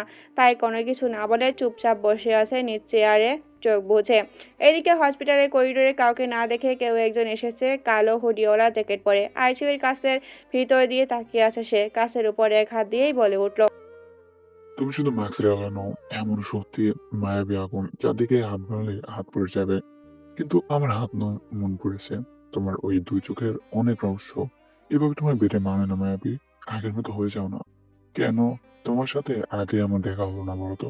ইচ্ছে থাকলেও আমি তোমায় ছুতে পারছি না, কারণ আমার এই হাত নোংরা আর তুমি এক পবিত্র প্রতীক মায়াবী। আমি পুরোপুরি তোমার প্রতি দুর্বল। আজ আরো করে ফেললে। বলে আর কিছুক্ষণ সামনে তাকিয়ে থেকে সেখান থেকে বের হয়ে আসলো কেউ দেখার আগে। জাহিদ লোবানা বসে আছে হসপিটালের ক্যান্টিনে। কারো মুখে কোনো কথা নেই, চুপচাপ বসে আছে দুজনে। হঠাৎ জাহিদ বলে উঠল, রাত 1টা বাজে, তুমি না হয় কোনো কেবিনে যেয়ে একটু বিশ্রাম নাও। কাল থেকে তো বসে আসো, ঘুমাতে পারোনি। এভাবে তুমি অসুস্থ হয়ে পড়বে। লোবানা ক্লান্ত চোখে জাহিদের দিকে তাকিয়ে বলল, আলিয়া আমার ছোটবেলার বান্ধবী। ওকে নিজের থেকেও বেশি ভালোবাসি আমি। কিন্তু আজ ওর এই অবস্থায় আমি নিজেও ঠিক থাকতে পারছি না। ভাইয়ার কথা কি বলবো? যতক্ষণ না ওর নিঃশ্বাসটা নিরাপদে পড়ছে, ততক্ষণে আমি শান্তি পাচ্ছি না জাহিদ ভাই। জাহিদ গম্ভীর কণ্ঠেই বলে উঠল, তুমি যে রেস্ট করো, আমি আসি তো এখানে। সবাই অসুস্থ হয়ে পড়লে কিভাবে চলবে বলো? যাও, যে রেস্ট নাও। বলে সেখান থেকে উঠে গেল জাহিদ। লোবানা জাহিদের যাওয়ার দিকে তাকিয়ে দীর্ঘশ্বাস ছাড়ল। কেটে গেছে অরহানের দেওয়া সময়। বড় বড় কদমে হাসপাতালের করিডরে দিয়ে আইসিইউর ভিতরে প্রবেশ করার জন্য অগ্রসর হচ্ছে। হঠাৎ পায়ের শব্দ পেয়ে জাহিদ সেদিকে তাকাতে দেখে অরহান আসছে। জাহিদ আর বুঝতে বাকি নেই অরহান কি করতে চাইছে। অরহান কারোর দিকে না তাকিয়ে আইসিইউর ভিতরে ঢুকে যায়। ভিতরে ঢুকতেই ডক্টর নার্স কিছু বলতে যাবে, তার আগে অরহান বলে ওঠে, আউট। এমন কথায় ডক্টর নার্স সব থতমত খেয়ে যায়। আবার কিছু বলতে যাবে ডক্টর, তার আগে ডক্টরের দিকে অগ্নিদৃষ্টিতে তাকিয়ে অরহান বলে উঠল, ডক্টর, লুবানা কিছু বলেনি আপনাদের? অলরেডি 14 ঘন্টা পার হয়ে গেছে। আপনারা কোনো ভালো কিছু বলতে পারলেন না। এখন আপনারা বের হন এখান থেকে। ঠিক যখন আসতে বলবো ভিতরে তখন আসবেন। তার আগে এখানে একজনও আসবেন না যান। একজন ডক্টর শুকনো ঢোক গিলেই বলে উঠল, কিন্তু স্যার, আপনি এখানে এভাবে এসেছেন, এতে ম্যামের ইনফেকশন হতে পারে। এটা আইসিইউ স্যার, বোঝার চেষ্টা করুন। অরহান ডক্টরের কথা শুনে রেগে কিছু বলতে যাবে, তার আগেই লোবানা দরজা ঠেলে ভিতরে ঢুকেই বলে উঠল, এখানে আমি আছি, আপনারা বাইরে যান। নয়তো ভাইয়া খুব রেগে আছে। অনুরোধ করছি যান বাইরে সবাই। কেউ আর কোনো কথা না বলে বাইরে বের হয়ে গেল। সবাই বাইরে যেতেই অরহান আলিয়ার বেডের কাছে গিয়ে দাঁড়ালো। কিছুক্ষণ আলিয়ার ফ্যাকাশে হয়ে যাওয়া মুখের দিকে তাকিয়ে আলিয়ার উপর কিছুটা ঝুঁকেই বলে উঠল, সবাই বলছে তুমি নাকি গভীর নিদ্রায় চলে যাবে আর কখন সাড়া দিবে না। আমি কিন্তু কারো কথা কানে দিচ্ছি না। দেখো ভিতরে কিভাবে চলে এসেছে। তোমার শরীর রক্ত দিয়ে ভরা। শার্টটা এখনো খুলিনি। দেখো একটিবার তাকিয়ে, কারণ এই শার্টে ভরা রক্তগুলো আমার ভেতরে দাউ দাউ করে আগুন জ্বালাচ্ছে। কত কষ্ট হচ্ছে তোমার বলো তো? যখন রক্ত ঝরেছে তোমার শরীর থেকে? কিছুক্ষণ চুপ থেকে আবার ফিজার ধরা গলায় বলে উঠল, কত কথা বলছি, একটা কথার উত্তর দিচ্ছ না কেন? তোমার এই চুপ থাকা সবার ভিতরটাকে শেষ করে দিচ্ছে আলেয়া। জাহিদের কথা ভাবো একটাবার। 8টা বছর তোমার জন্য কত কষ্ট করেছে, তোমাকে আগলে রেখেছে ভাইয়ের মতো করে। একটা কাঁটার আঘাত তোমার শরীরে লাগার আগে তার নিজের পদ্ধতিতে উপরে করে ফেলেছে, তোমার শরীর পর্যন্ত আসতে দেয়নি। এখন বলো, ওর এই ভাইয়ের মতো আগলে রাখা কেয়ার, ভালোবাসা সব কিছু উপেক্ষা করে তুমি কিভাবে ঘুমিয়ে আসো? ছেলেটা কাল থেকে না খাওয়া, তোমার জ্ঞান না ফেরা পর্যন্ত সে কিছু খাবে না। প্লিজ উঠো। আমি জানি তুমি আমার কথা শুনতে পাচ্ছ। তোমার কাজ এখনো শেষ হয়নি আলেয়া। আগুন হাতে নিয়ে যুদ্ধের ঘোষণা যখন দিয়েছো, তখন ময়দান এত তাড়াতাড়ি ছাড়তে পারো না তুমি। চোখ খুলো, ফিরে এসো তোমার আসল রূপে, যে রূপ দেখে শয়তানের বুক কম্পন করে ওঠে। শেষের কথা চিৎকার করে বলে উঠল অরহান। অরহানের চিৎকার জাহিদ চমকে উঠল। চেয়ার ছেড়ে উঠে দাঁড়িয়ে আইসির ভিতরে প্রবেশ করলো। সাথে ডাক্তার নার্সরাও আইসির সামনে দাঁড়িয়ে আছে। লুবানা অরহানের হাইপার হওয়া দেখে বলে উঠল, ভাইয়া এটা আইসিইউ, প্লিজ চিৎকার করো না, এতে আলিয়ার প্রবলেম হবে। জাহিদও বলে উঠল। পাগলামি করছিস কেন? শান্ত হয়ে যা, বাইরে আয়। অরহান জোরে জোরে শ্বাস নিয়েই বলে উঠল, তোরা চুপ থাক, কেউ একটা কথা বলবি না। অনেকক্ষণ এই মেয়ে নীরবতা দেখতে যাচ্ছি। এক মেশিনের দিকে তাকিয়ে। ট্রেনিং তো নিয়েছিস, সব জানিস, বুঝিসও। ইচ্ছে করে বাঁচতে চাইছিস না? স্বার্থপর একটা। এত মানুষ ওকে ভালোবাসে, ওর তাতে হয় না। কে না কে কি বললো তাতে ওর সব শেষ হয়ে গেল। এমন বোকা আমি জীবনেও দেখি নাই। লুবানা আর জাহিদ অরহানের কথা শুনে আর ওর অবস্থা দেখে অবাক হয়ে যাচ্ছে। ভাবাচ্ছে কি বলছে অরহান। দেখতে পাচ্ছে মেয়েটার ভিতরে প্রাণ পাখি উড়াল দিতে চাইছে, তারপরে উল্টাপাল্টা কথা বলছে। লুবানা অরহানের হাত ধরেই বলে উঠল, ভাইয়া শান্ত হও প্লিজ, বুঝতে পারছি তুমি ভীষণ শকড। অরহান লোবানের হাত ছাড়া দিয়ে সরিয়ে আলিয়ার পাশে বসে ওকে শোয়ার থেকে উঠিয়ে বুকে জড়িয়ে নিয়ে দু চোখের পানি ছেড়ে দিয়ে নিজেই বলে উঠল, আলেয়া, এই আলেয়া, চোখদুটো খোলো, একবার দেখো না। আমি তোমার অপেক্ষায় সে কবে থেকে বসে আছি। এখন বিচ্ছেদ আমি সইতে পারবো না। তোমাকে সেই প্রথম দেখেছিলাম, মনে কি পরে তোমার সেদিনের কথা? বলো না প্লিজ। আমি সেদিন থেকেই ভালোবেসেছি তোমায়। বিদেশি হতে বাংলাদেশি মাটিতে পা রাখতেই সেই মায়াবী চেহারার প্রথম দেখেছিলাম। তারপর থেকে কতভাবে তোমাকে বোঝাতে চেয়েছি যে আমি তোমাকে ভালোবাসি। হয়তো মুখ ফুটে বলেনি কখনো, কিন্তু তুমি এতটাই অবুঝ আমার ভালোবাসা কখনো বুঝতে পারোনি। তাই তো তোমার অবুঝ পাখি বলে ডাকি। কথাগুলো বলছে আর হাউমাউ করে কাঁদছে অরহান। অরহানকে অভাবে কাঁদতে দেখে জাহিদ, লোবানা সহ আইসির বাইরে ডক্টর নাসরা পর্যন্ত চোখের পানি ছেড়ে দিল। অরহান আবার বলে উঠল, আমি কখনো আর বাংলাদেশে ফিরতাম না, কিন্তু তোমার জন্য দেখো ফিরে এসেছি। তাহলে তুমি কেন আমার জন্য মৃত্যুর মুখ থেকে ফিরে আসতে পারবে না? আল্লাহ কেন তোমাকে আমার কাছে ফিরিয়ে দিবে না? কতগুলি বছর ধরে তোমার জন্য অপেক্ষা করেছি, তোমাকে ভালোবেসেছি, জানো আলেয়া? তুমি যখন 9-এ পড়ো সেই সময় থেকে এত অপেক্ষা আমার তোমার জন্য। প্লিজ বৃথা দিতে দিও না। আমি তোমাকে ভালোবাসি, শুনেছো তুমি? আমি তুমি আমি ভালোবাসি তোমাকে আলেয়া। তুমি আমার আইনগত ওয়াইফ। তোমার অর্পচারে সেদিন বিয়ের রেজিস্ট্রেশন করে রেখেছে আঙ্কেলের সম্পত্তিতে। শুধু ধর্মীয়ভাবে বাকি, তাহলে আমরা একসাথে থাকতে পারি। কিন্তু তুমি মাঝপথে সব বন্ধ করলে। আমি তোমাকে খুব ভালোবাসি আলেয়া। একবার তাকাও আমার দিকে। চিৎকার করে কথা বলছে আর আলিয়াকে জড়িয়ে ধরে কাঁদছে অরহান। শক্ত মন আর কঠোর ব্যক্তিত্বকে সরিয়ে আজ অরহান যেন বাচ্চা হয়ে গেছে। হঠাৎ করে মেশিনের টুং টুং শব্দে লোবানা সেদিকে তাকায়। দেখতে পায় আলিয়ার পালস আর হার্টবিট স্বাভাবিক হয়ে চলতে শুরু করছে। অবাক হয়ে লুবানা আলিয়ার অরহানের দিকে তাকায়। অরহান হঠাৎ আলিয়াকে জড়িয়ে ধরা অবস্থায় বুঝতে পারে আলিয়ার শ্বাস নিচ্ছে আগের তুলনায় কিছুটা স্বাভাবিকভাবে। তাই নিজের থেকে সরিয়ে সামনে আনতে যায়, কিন্তু হঠাৎ বুঝতে পারে আলিয়া ওর হাত দুটো দিয়ে পিঠের শার্ট শক্ত করে আগলে ধরেছে। নিজের থেকে অরহান আলিয়াকে সরাতেই পারছে না, তাই আর চেষ্টাও করলো না অরহান। হঠাৎ আলিয়ার চোখ খুলে নিভু নিভু চোখে অরহানের বুকে মাথা রেখে দুর্বল কণ্ঠেই বলে উঠল, I am come back. Don't worry, honey bro. Stop crying. মরতেও দিবেন না, বড্ড জ্বালান আমাকে আপনারা 3 জন। কিন্তু আমি একটু এখন ঘুমাবো, ঘুম পাচ্ছে আমার। বলে ঘুমিয়ে পড়লো আলিয়া। অরহান প্রশান্তির এক শ্বাস ছেড়ে ঠোঁট কামড়িয়ে হাঁটছে। জাহিদ আর লুবানার দিকে তাকিয়ে। লুবানা জাহিদ চোখের পানি মুছে ফিক করে হেসেই বলে ওঠে একসাথে, জ্ঞান ফিরেছে কিন্তু ডোন্ট কেয়ার ভাব যায়নি। কি ডাক হানি ব্রো। স্বামী থেকে ভাই, সবাই তার জন্য চিন্তায় আর কেঁদে অস্থির, আর সে নাকি ঘুমাবে। বলে হাসছে ওরা। অরহান আলিয়াকে আর একটু নিজের সাথে জড়িয়ে নিয়ে ঠোঁট কামড়ে হেসেই বলে উঠল, ঘুমাতে দে, অনেক ক্লান্ত আমার আগুন পাখি। ফিরে এসেছে নিজ নিরে, তাতে আমি সন্তুষ্ট। এবার রেডি থাক বোনকে আমার হাতে তুলে দিতে। বিছানার একপাশে কপালে হাত দিয়ে শুয়ে আছে রহমান চৌধুরী। রাহেলা চৌধুরী হাসপাতাল থেকে এসে নামাজের ঘরে সেই যে বসে আছে আর বাইরেই আসেনি। অর্ণব ঘরের দরজা দিয়ে চুপচাপ বসে আছে। নিজের করা খারাপ ব্যবহার বোনের সাথে আজ তাকে কুরে কুরে খাচ্ছে। একজন রক্ষণশীল ভাই সে হতে পারেনি, এসব ভেবেই কেঁদে যাচ্ছে। হঠাৎ রহমান সাহেবের ফোন বেজে উঠল। কপাল থেকে হাত সরিয়ে ফোন হাতে নিয়ে দেখে জাহিদ ফোন করেছে। রহমান সাহেব এত রাতে ফোন দেখে চিন্তায় হয়ে ফোন রিসিভ করে হ্যালো বলতে জাহিদ বলে উঠল, আঙ্কেল, শুক্রিয়া জানান আল্লাহ দরবারে আলিয়ার জ্ঞান ফিরেছে, এখন ঘুমাচ্ছে, কাল আসবেন ওকে দেখতে।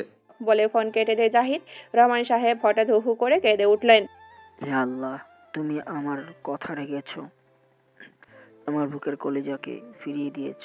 তোমার দরবারে জানি লাখ কোটি শুকরিয়া। দরজার পাশেই অর্ণব দাঁড়িয়েছিল। খবরটা ওর কানে আসতেই চোখের পানি মুছে চলে যায় নামাজের রুমে মায়ের কাছে। সকাল 10টা। হসপিটালের করিডর দিয়ে এগিয়ে আসছে একদল আর্মি সদস্য। আলিয়ার কেবিনের ভিতর কেবিনে ঢুকবে বলে উঠল, hello bro, I am general Riyad.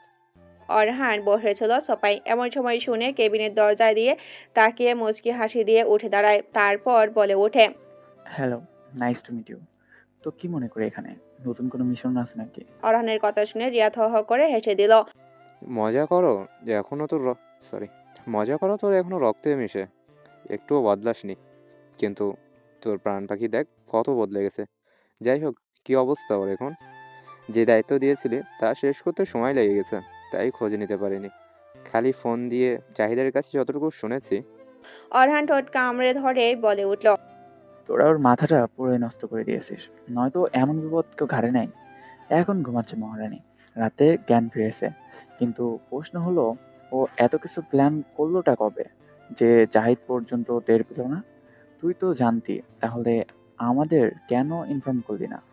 দেখ, আমিও কিছু জানতাম না। আমিও চিটাগাং গিয়েছিলাম ভিজিটিং, কিন্তু ও কীভাবে জানলো আমি চিটাগাং জানি না? ও চিটাগাংয়ের কাছাকাছি গিয়ে সব বলে। তখন ফোর্স রেডি করা ছাড়া উপায় ছিল না, আর সময় ছিল না তোদের ইনফর্ম করার।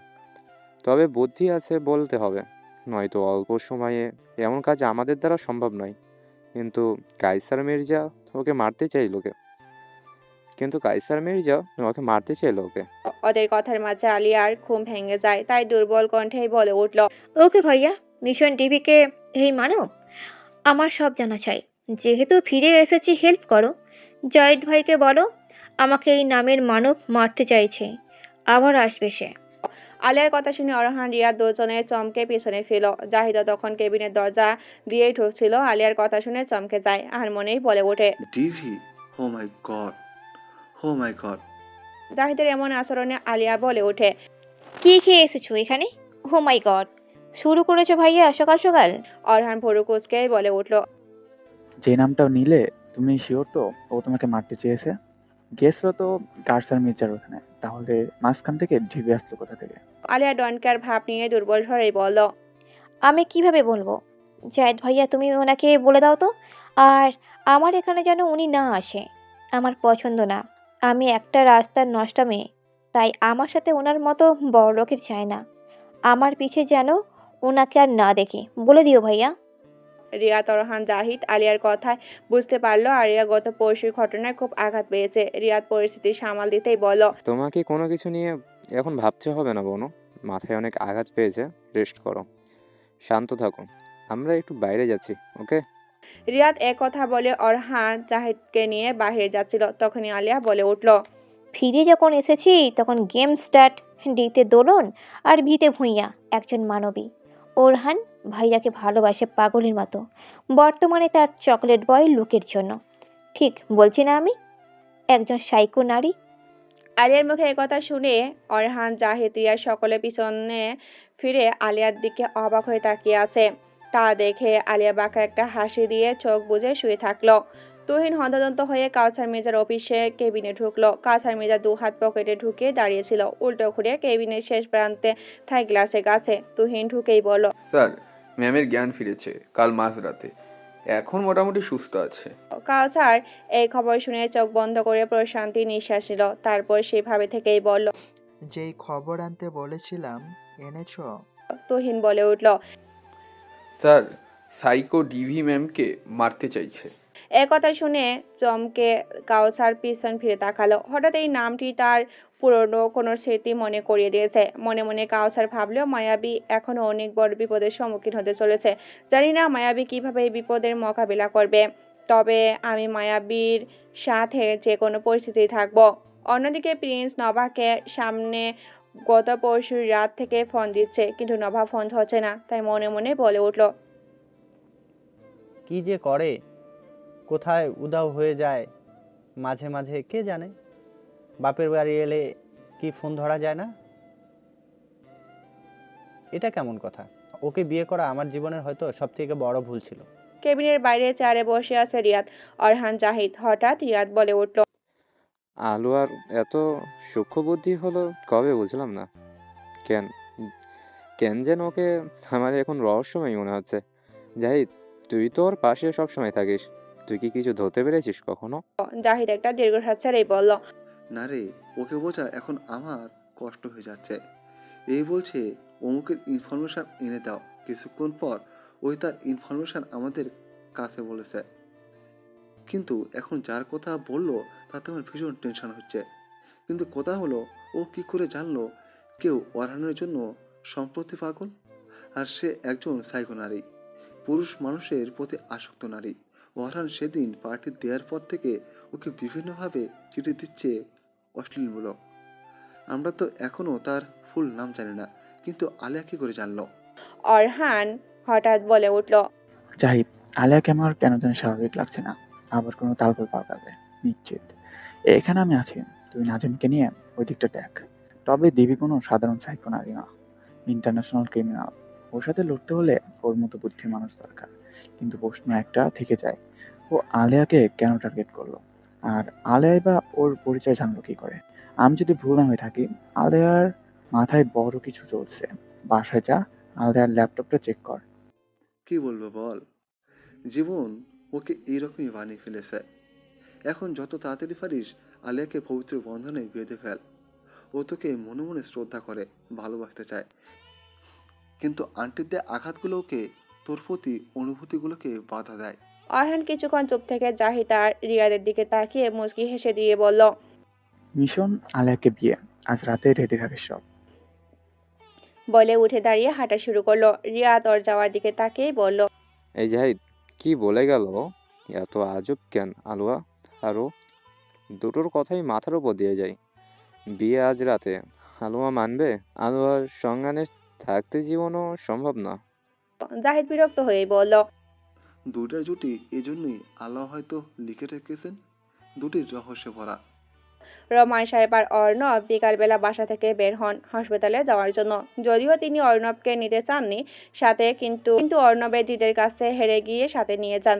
কেবিনে প্রবেশ করে দুজন দেখতে পান আলিয়া কপালের হাত দিয়ে চোখ মুখ বুজে শুয়ে আছে।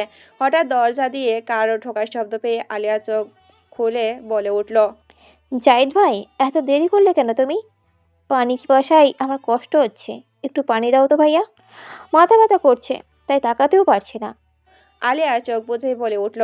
অর্ণব বোনের মুখে কথা শুনে কোনো শব্দ না করে আলিয়ার বেডের কাছে গিয়ে পাশের টেবিল থেকে পানি ভরা গ্লাসে ঢাকনা সরিয়ে এক হাতে নিয়ে অন্য হাত দিয়ে মাথা হালকা করে উঁচু করে মুখের সামনে পানির গ্লাস ধরে পানি খাইয়ে দিল।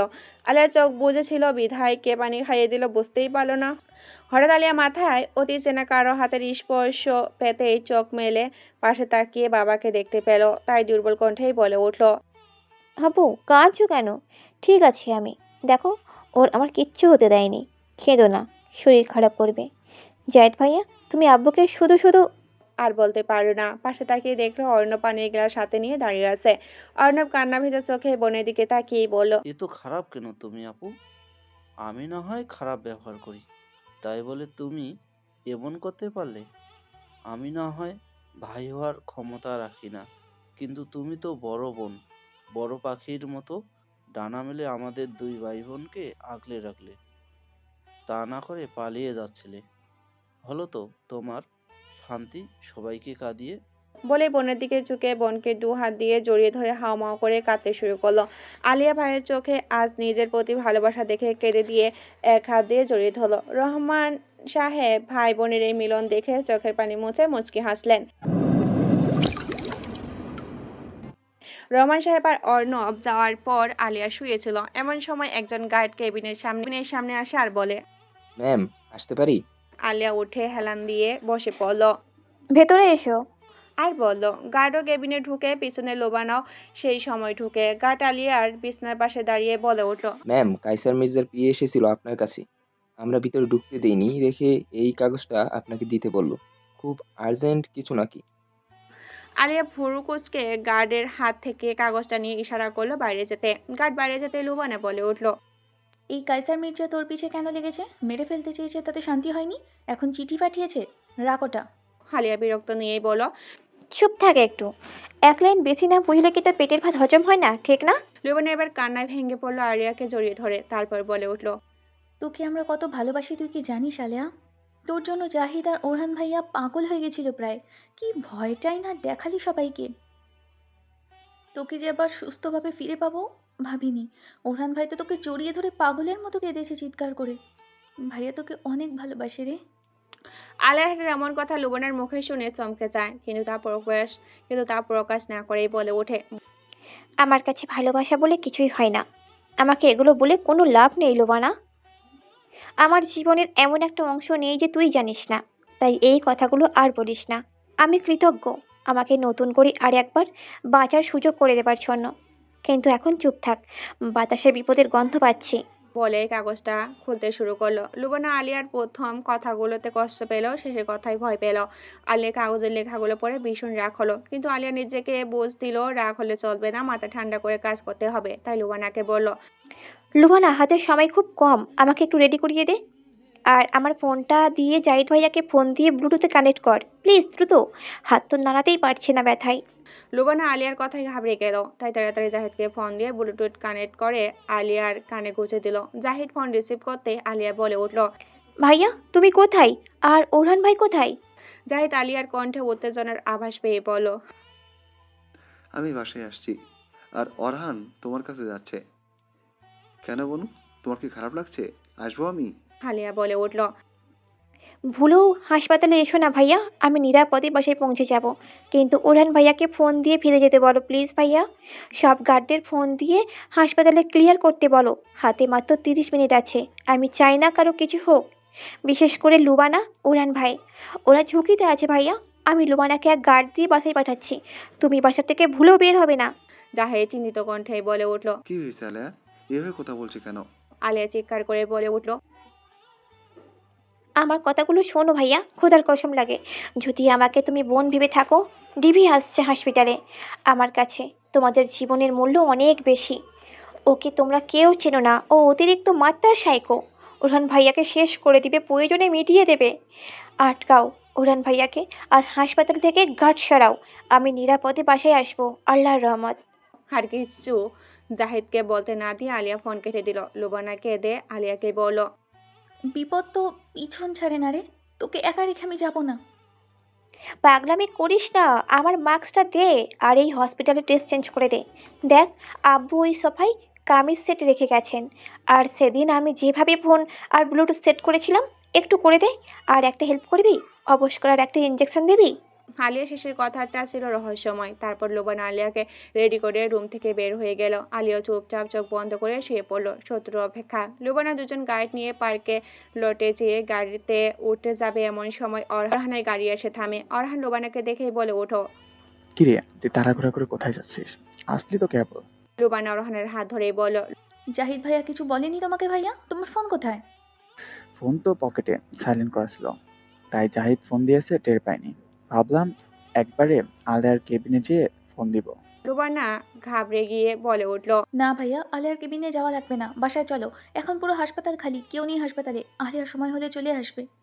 অরহান লোবানের কথায় বিরক্ত হয়ে বলল, কি যাতা বলা শুরু করলি বলতো?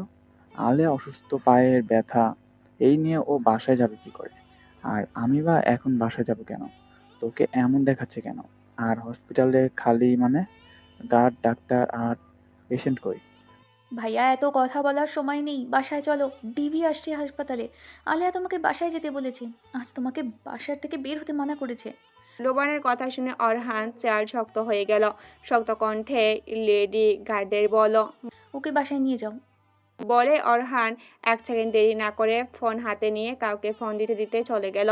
হসপিটালের করিডোর দিয়ে এগিয়ে আছে 4 জন নারী, যাদের এক কথায় নর্তকী বলা চলে, যারা নিজেদের শারীরিক ক্ষুধা পুরুষদের মাধ্যমে মিটিয়ে তারপর হিংস্র পশুর মতো তাদের হত্যা করে। বলতে গেলে রূপকথার রাক্ষসী নারী বা ভ্যাম্পিয়ার বা ডাইনি বলা চলে। আরিয়ার কেবিনের সামনে এসে ডিভি বিছড়িয়ে খাসি দিয়ে বলে উঠল। তোরা তাদের শিকারি খুঁজে নিজেদের ক্ষুধা মেটা, আর কে শেষ করতে আমি একাই 100। এমনি অসুস্থ, তাই বেগ পেতে হবে না। ও তো জানে না আমার চোখ যার দিকে একবার যায় তার রক্তের স্বাদ না নিলে আমি ঠিক থাকতে পারি না। বলে ঘাড় কাত করে বিশ্রীভাবে হাসতে লাগলো। মুখে চোখে মাস্ক পরা অশ্লীলতা পোশাক পরা মেয়ে 3 জন ডিভির কথায় ডিভির মতো হেসে শিকারি ধরার জন্য চলে গেল। লক্ষ্য চাওরা এমন এক বিশেষ ধরনের পারফিউম ব্যবহার করে থাকে নিজেদের শরীরে, যা পুরুষ ওদের প্রতি আকর্ষণ হতেই বাধ্য করে। ওরা চলে যেতেই ডিভি আলিয়ার কেবিনে ঢুকে কমর থেকে ছুরি বের করে আলিয়ার বেডের কাছে গিয়ে হাত উঁচু করে সর্বশক্তি দিয়ে আলিয়াকে আঘাত করতে গেলে কিন্তু আলিয়া তার আগেই লাফ দিয়ে বেডের অন্য প্রান্তে গিয়ে নেমে যায়, যার ফলে ছুরিটা বিছনায় লেগে গেঁথে যায়। ডিবি সেখান থেকে ছুরি টেনে বের করে হাতে নিয়ে বাঁকা হেসেই বলে ওঠে। দম আছে তোর বলতে হবে, নয়তো মরতে মরতে একবার বেঁচে গেলি, এখন আবার অসুস্থ শরীর নিয়ে বাচ্চা ট্রাই করছিস। কিন্তু আজ তো আর তা হতে দিব না। আজ তোর রক্ত দিয়ে আমি ডিনার করতে চাই। প্লিজ একটু বোঝ আমার ব্যাপারটা। একদিন তো মরতেই হবে, তাই আজ তোকে মেরে ফেলি। আয় কাছে আয়। আলিয়া একটা বাঁকা হাসি দিয়ে বলে উঠল। খেয়ে কবে মরবি তা আল্লাহ নির্ধারণ করে রেখেছেন, তুই না। কিন্তু আমি বুঝলাম না, হঠাৎ আমার পিছে পড়লি কেন? পুরুষদের শরীরের সাথে কি খেলা শেষ, নাকি এই যে নারীদের নিয়ে পড়লি? ছি, এত খারাপ তুই। এই তোর ফাংস এই তোর ফাংশন কি দিয়ে তৈরি রে? আলিয়া মূলত ওকে একটু বাজাতে সময় নষ্ট করছে, কারণ শত্রুর সাথে লড়াই করতে গেলে তাকে আগাগোড়া পরখ করতে হয়। তাই আলিয়া ডিভিকে কথায় ব্যস্ত রেখে ওকে ভালোভাবে স্ক্যান করছে। অচতুর মস্তিষ্কের সাহায্যে ডিভি আলিয়ার কথায় বিরক্ত নিয়েই বলল। তুই বড্ড বেশি কথা বলিস। এত প্রশ্ন করলি ঠিক আছে, মারার আগে তোকে অন্তত উত্তর দেই। শোন, তোকে কেন মারতে চাই? ওরহান তোর সাথে ইদানিং চিপকে থাকে। আগে আলিহা নামের একটা মেয়ের সাথে চিপকে থাকতো, কিন্তু এখন তোর সাথে। আলিয়াকে মারার জন্য অনেক খুঁজলাম, পেলাম না। হয়তো ওরহান ওকে ভুলে এখন তোকে ধরেছে মনে হয়। এটা তোর অপরাধ। আর দ্বিতীয়, তোর এই নাম ডাক আমার সহ্য হয় না, তাই আর কি। আমি আবার ভদ্র মেয়ে পুরুষ ছাড়া মেয়ে মানুষের দিকে তাকাইও না। আলিয়া ফুরুকুসকে জানতে চাইলো। আলিয়াকে তো ওরহান 8 বছর আগেই পছন্দ করতো। তাহলে তুই ওরহানকে 8 বছর আগে পেলি কোথায়? আর তুই তো অনেক পুরুষ মানুষের বেড়ে গেছিস অনেক আগে থেকেই। হিসাবটা কেন মিলছে না বলতো? ডিভি বাঁকা হেসেই বলল। তুই বুঝবি না, তুই বড্ড কাঁচা গেমার। ওরহান আমার নেশা, সেই নেশায় ছোটবেলা থেকে। কিন্তু সঠিক সময়ের ওয়েট করছি। আর যাদের বেডে নিয়েছি তারা সবাই ছিল আমার ক্ষুধার্ত মিটাতে। তারপর ওই আকাশে উড়ে দিয়েছি, স্টেট কম রক্তসহ। ডিভির মুখে এই কথা শুনে ঘৃণার রাগে আলিয়ার চোখ জ্বলে উঠল। ডিভি আবার আলিয়াকে ছুরি নিয়ে মারতে আসলে আলিয়া এক ঝটকায় সরে গেল। ডিভির পিছনে গিয়ে এক ঘাড়ে ইঞ্জেকশন পুশ করে দিল। এতে ডিভি কিছু বুঝে ওঠার আগেই থপ করে নিচে পড়ে গেল এবং ও আর হাত পা নাড়াতে পারল না, মুখ দিয়ে কোনো কথা বলতে পারল না। তা দেখে আলিয়া বলে উঠল। তোর মতো কিছু মেয়েদের জন্যই নারী জাতি কলঙ্কিত হয়। আজ রাতে অন্তত কাউকে তোদের ক্ষুধার খোরাক বানাতে পারবি না, কারণ তোর সঙ্গীদের তোকে ঠিক করতেই সময় লাগবে। কার পিছে লেগেছিস বুঝতে পারিসনি? এবার বুঝবি শয়তান কখনো পাপ করে জিততে পারে না, আগুনে জ্বলতে হয়। তুই জ্বলবি প্রহলিকার আগুনে, আগুনের খেলায় স্বাগতম। বলে আলিয়া খোয়াতে খোয়াতে কেবিনের দরজা দিয়ে বাইরে চলে গেল। করিডোর দিয়ে অনেক কষ্ট করে বাইরে আসতে দেখতে পায় অরহান আছে, আর ডিভির সাথে যেই 3জন মেয়ে এসেছিল তারা পাগলের মতো আজ রাতের জন্য শিকার করছে। তা দেখে আলিয়া প্রচন্ড ঘাবড়ে যায়, নিজের জন্য না অরহানের জন্য। তাই নিজের অসুস্থ শরীরটাকে নিয়ে কোনো রকমে টেনে ঘোরাতে ঘোরাতে অরহানের কাছে গিয়ে কোনো কথা না বলে লিফটের দরজা ওপেন করে ধাক্কা দিয়ে অরহানকে লিফটের ভিতরে ঢুকিয়ে দেয়। নিজেও উঠে পড়ে 3জন মেয়ে দেখার আগে। অরহান আলিয়ার এমন আচরণে বলে ওঠে, পাগল হয়ে গেছো তুমি? এভাবে কেউ ধাক্কা দেয়? আর শরীরে কি বেশি শক্তি হয়ে গেছে যে পুরো হাসপাতাল খালি করে নিজের শত্রুর মোকাবিলা করছো? আলিয়া রেগেই বলে উঠল, কথা কম বলবেন আমার সাথে। কেন এসেছেন এখানে? মানা করেছিলাম না এখানে আসতে? নাকি কতগুলো রাক্ষসীর হাতে আহার হতে ইচ্ছা হয়েছে? অরহান ভুরু কুচকাই বলল, আমাকে না মনে জায়গা দিতে চাও না? তো আমায় নিয়ে এত চিন্তা কেন? আলিয়া থতমত খেয়ে বলল, বাজে কথা রাখুন, লিফট নামছে, তাড়াতাড়ি গাড়িতে উঠতে হবে। আলিয়া এই কথা বলতেই লিফট খুলে গেল। অরহান আগে বের হলো, আলিয়া অনেক কষ্টে ঘোরাতে ঘোরাতে বের হচ্ছে আর কিছু একটা ভাবছে। অমনি কোনো একদিক থেকে একটা চাকু এসে আলিয়ার পাশ দিয়ে গেল। আলিয়া সেদিকে তাকাতেই দেখতে পেল ওই 3জন মেয়েকে আর ডিভিকে কোলে নিয়ে দাঁড়িয়ে আছে একজন বডি ফিল্ডার ছেলে। অরহান আলিয়াকে আর তাকিয়ে থাকতে না দিয়ে আলিয়াকে পাজা কোলা নিয়ে দৌড় দিল গাড়ির কাছে। ওরা ওদের পিছনে দৌড়ে আসতে লাগলো, কিন্তু তার আগেই অরহান আলিয়াকে গাড়িতে বসিয়ে নিজের ড্রাইভিং সিটে বসে গাড়ি স্টার্ট দিল। গাড়ি চালাতে অরহান সর্বোচ্চ স্পিডে ওরা অরহানের গাড়ির পিছু নিয়েছে। হঠাৎ আলিয়া বলে উঠল, এই বডি বিল্ডারটা এতক্ষণ কোথায় ছিল? আর ওর মতো একটা রাক্ষসীর কাছে এটা আমদানি হলো কেমন করে? হিসাব তো মিলাতে পারছি না। এমন বিপদে তুমি হিসাব মেলাতে চাও? আলেয়া, তোমার মাথা একদম গেছে। আলিয়া বিরক্ত ভরা কণ্ঠেই বলল, আপনারা বিপদের ভেতর বাঁচতে পথ খুঁজছেন, আর আমি বিপদের ভেতর বিপদ ঘটাতে পছন্দ করি, যাতে প্রতিপক্ষ ভড়কে যায়। এর কারণ জানতে পারি?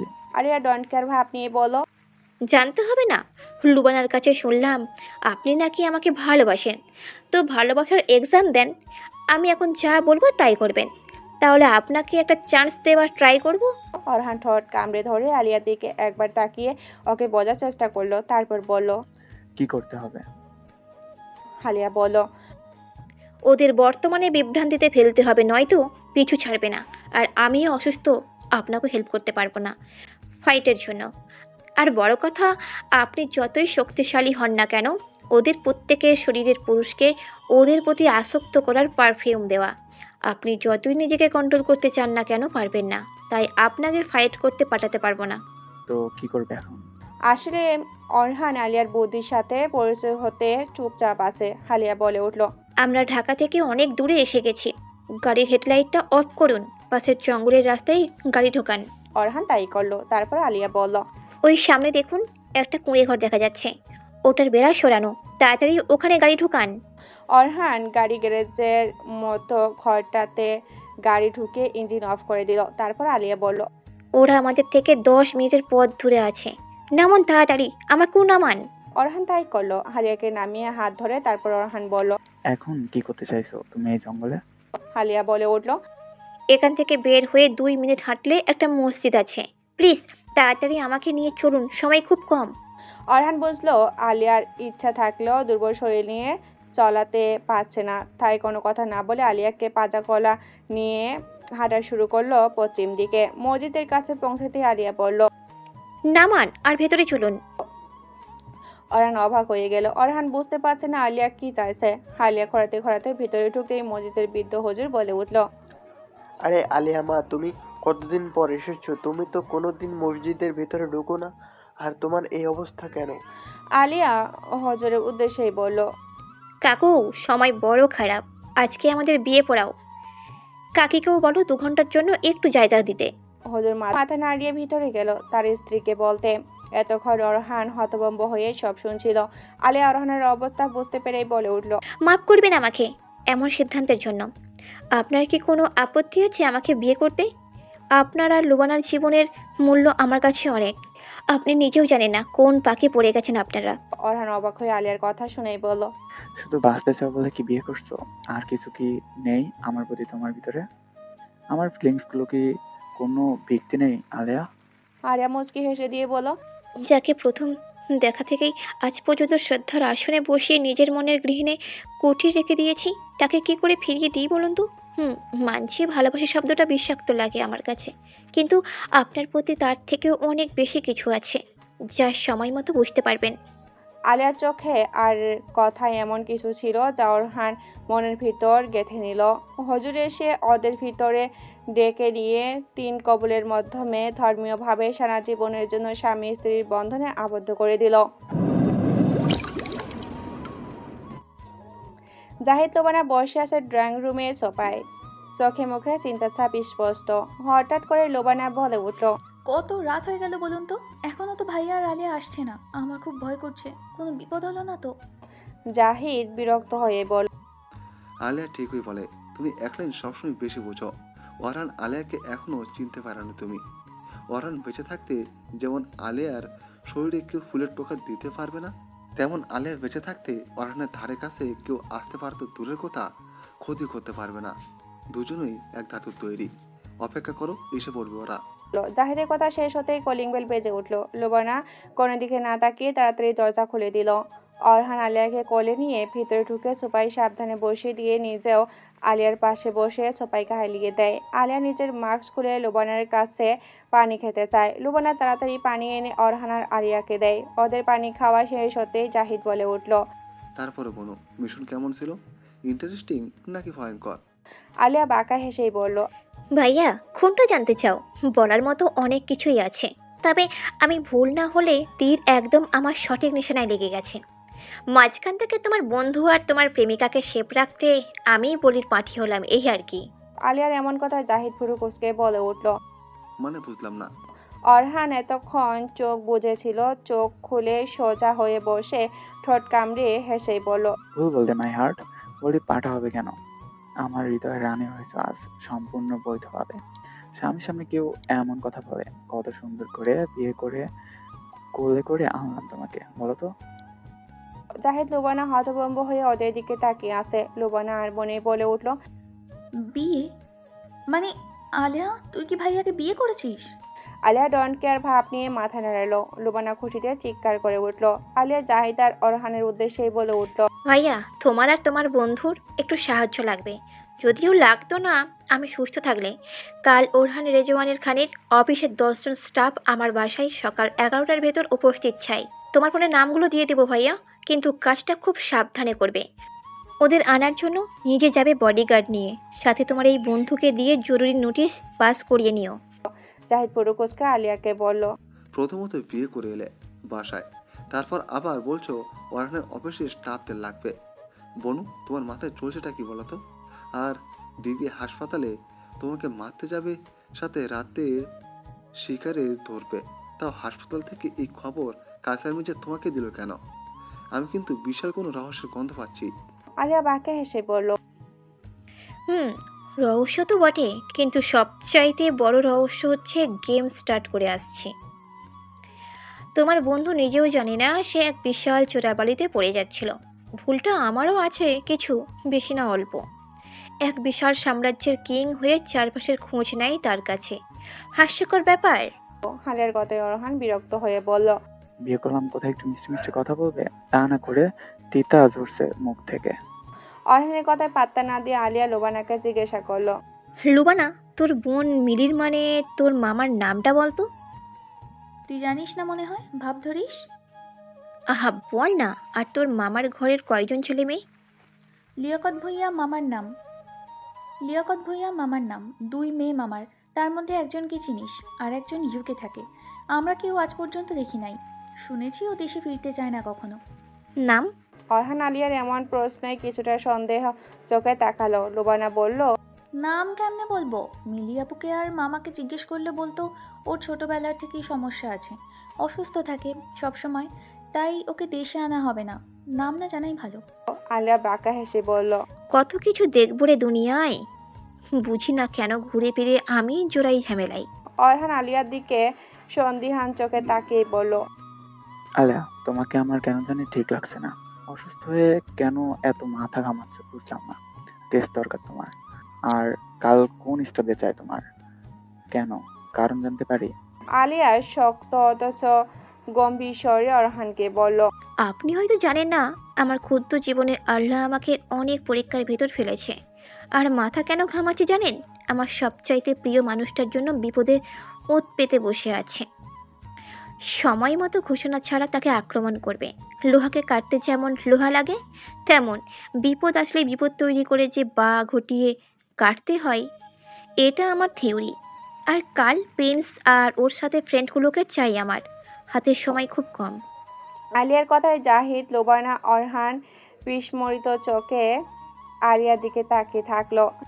সকাল সকাল ড্রয়িং রুমে মুড অফ করে বসে আছে অরহান। জাহিদ রুম থেকে বের হয়ে অরহানকে মুড অফ করে বসে থাকতে দেখে বলে উঠল, কিরে, রাতে ভালো ঘুম হয়নি?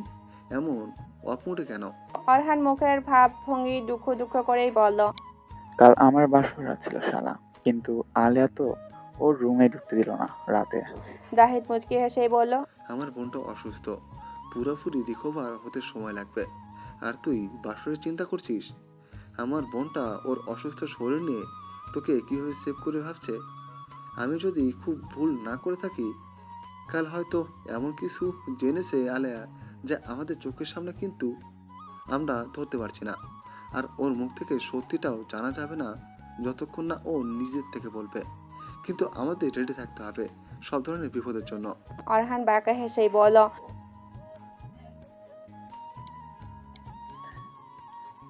নাজিম, টিম নিয়ে রেডি আছো? কিন্তু আমার মনে হয় আলিয়া আমাদের আগে মিশনে নেমেছে। ওকে কাল আমি যতটুকু দেখে বুঝছি, কিন্তু হঠাৎ আমাকেও বিয়ে করার সিদ্ধান্ত নিল। নিজের থেকে নির্জন জায়গায় নিয়ে বিয়ে করলো।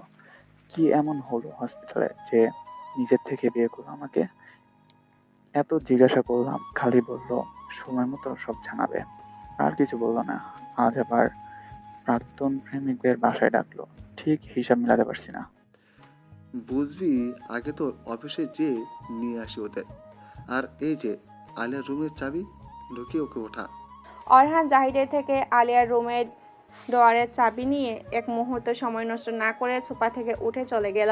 অরহান আলিয়ার রুমের ভিতরে ঢুকে দেখলো রুম অন্ধকার, তাই জানলার কাছে গিয়ে পর্দা সরিয়ে দিয়ে ঠাই সরাতেই সকালের মিষ্টি আর রোদের আলো আলিয়ার মুখে ঢুকলো। অরহান পিছনে ফিরে দেখলো আলিয়ার চোখে রোদের আলো পড়তে চোখ মুখ কুঁচকে আবার স্বাভাবিক হয়ে ঘুমিয়ে পড়লো। তা দেখে অরহান একটু মুচকি হেসে আলিয়ার বিছানার কাছে দিয়ে কিছু একটা ভেবে টুক করে আলিয়ার পাশে শুয়ে পড়লো। আলিয়াকে একটানে নিজের কাছে নিয়ে এসে কপালে একটা গভীর ভালোবাসার পরশ দিয়ে আলিয়ার দিকে তাকিয়ে থাকলো। আর ভাবলো, কোনোদিন ভাবিনি তোমাকে আপন করে পাবো। ভেবেছিলাম হারিয়ে ফেলেছি, কিন্তু না, তুমি আমার জীবনের অমূল্য রত্ন, যাকে হারানো তো দূরের কথা, অন্য কারো হতেও দিতাম না। তুমি জানো না, তোমাকে পেতে আমি হয়তো ভয়ঙ্কর কোনো খেলায় মেতে উঠতাম। খুব ভালোবাসি তোমাকে। কথাই আছে না, অপেক্ষার ফল মিষ্টি হয়। সত্যিই তাই কাল বুঝলাম। তবে তোমার লাজুক স্বভাবগুলো খুব মিস করি। অগ্নিরূপেও ঠিক আছো, কিন্তু আমাকে এই রূপে পাত্তা দাও না। কথাগুলো মনে মনে ভাবছিল। হঠাৎ আলিয়া চোখ বোঝা অবস্থায় মোহনীয় কণ্ঠে বলে উঠল, মনে মনে আমাকে নিয়ে এসব ভাবা শেষ হলে ছাড়ুন। আমার হাতে ব্যথা, মাথা ব্যথা করছে, কষ্ট হচ্ছে। ফ্রেশ হয়ে মেডিসিন নিতে হবে। অরহান ঠোঁট কামড়ে হেসে বলল, এত বুঝে যখন আমাকে তখন রিজেক্ট কেন করছিলে? কেন আমার জীবন থেকে এতগুলো বছর কিনে নিলে? তখন রিজেক্ট না করলে আজ কত সুন্দর সুন্দর স্মৃতি থাকতো আমাদের জীবনে। আলিয়া এবার চোখ খুলে কিছুক্ষণ তাকিয়ে থেকেই বলে উঠল, জানেন তো, প্রত্যেক মানুষের ভাগ্য আল্লাহ নির্ধারণ করে থাকেন। হয়তো সেদিন আপনার প্রস্তাব একসেপ্ট করলে আজ বেঁচে আমি নাও থাকতে পারতাম। তাই ওই লম্বা দূরত্ব আপনার আর আমার জীবন জোড়া লাগাতে সাহায্য করেছে। কাল তো বললাম সময় মতো সব জানাবেন। আল্লাহ যা করে ভালোর জন্যই করে। আলিয়ার মুখে এমন কথা শুনে অরহানের সন্দেহান মন কিছু একটা গোপন আভাস পাচ্ছে, যা পরবর্তী ঝড়ের আভাস। ড্রয়িং রুমে বসে আছে 10 জন বন্ধু। নিলয়, আরিফ, ফয়সাল, রাব্বি, জাবেদ, রকি, মিলন, নাবিল, রকি এবং প্রিন্স। তাদের প্রত্যেকের চোখে মুখে এক ছাপ অস্থিরতা। মিলন হঠাৎ বলে উঠল, কোনো মিটিংয়ে থাকলে স্যার তো অফিসে কোনো মিটিংয়ে থাকলে স্যার তো অফিস করতে পারতো, কিন্তু হঠাৎ সবাইকে বাদে আমাদেরকে ডেকে আনলেন তার বাসায়, তাও আবার আলিয়ার বিয়েকে দিয়ে আমার কেমন যেন খটকা লাগছে। চুপ থাকো, দেখি কি হয়। হঠাৎ দরজা দিয়ে রিয়াদ 5 জন স্পেশাল আর্মি নিয়ে ঢুকে জাহিদকে সামনে দেখেই বলে উঠল, কিরে, কি এমন হয়েছে যে সকাল সকাল আলু আর ডেকে পাঠালো? আজ একটু ফ্রি ছিলাম, ভাবলাম ঘুমাবো, তোরা শান্তি দিলি না আর। সোফায় কারা বসে আছে তাদের না দেখে বলল রিয়াদ। জাহিদ কটমট করে তাকিয়ে কিছু ইশারা করলে সেদিকে তাকাতে প্রিন্সদের দেখে ফুরুকুচকে আবার বলল, এরা শিশির বাসায় কি করছে? এদিকে 10 জন বন্ধু আলিয়ার বাসায় বসে আছে ভাবতে চমকে উঠল। হঠাৎ পিছন থেকে অরহান আলিয়াকে ধরে ড্রয়িং রুমে আনতে আনতে বলল, তোর বোনকে শান্তিতে থাকতে পছন্দ করে, যে তোদের শান্তি দিবে। এই অসুস্থ অবস্থায় সে গোপন মিশনের জন্য রেডি হচ্ছে মনে মনে। বলে আলিয়াকে একটা ডবল সোফায় বসিয়ে নিজে বসে পড়লো আলিয়ার পাশে।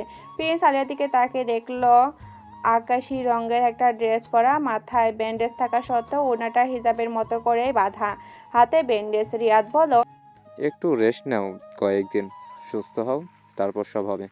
এখন এই শরীরে কিভাবে তুমি জোর পাও আমি বুঝি না। লোবানা একটা মিষ্টি ট্রে এনে সবাই সামনে টি টেবিলে রাখলো। ও থাকবে শান্ত, আর মানুষ পেলেন না ভাইয়া? কালও এই অবস্থায় ফাইট করে এসেছে হাসপাতালে, তারপর ওরহান ভাইকে বিয়ে করে সোজা বাসায়। এখন সবাই মিষ্টিমুখ করো। আলিয়ার বিয়ের কথা শুনে 10 বন্ধু সহ রিয়াদ চমকে উঠলো।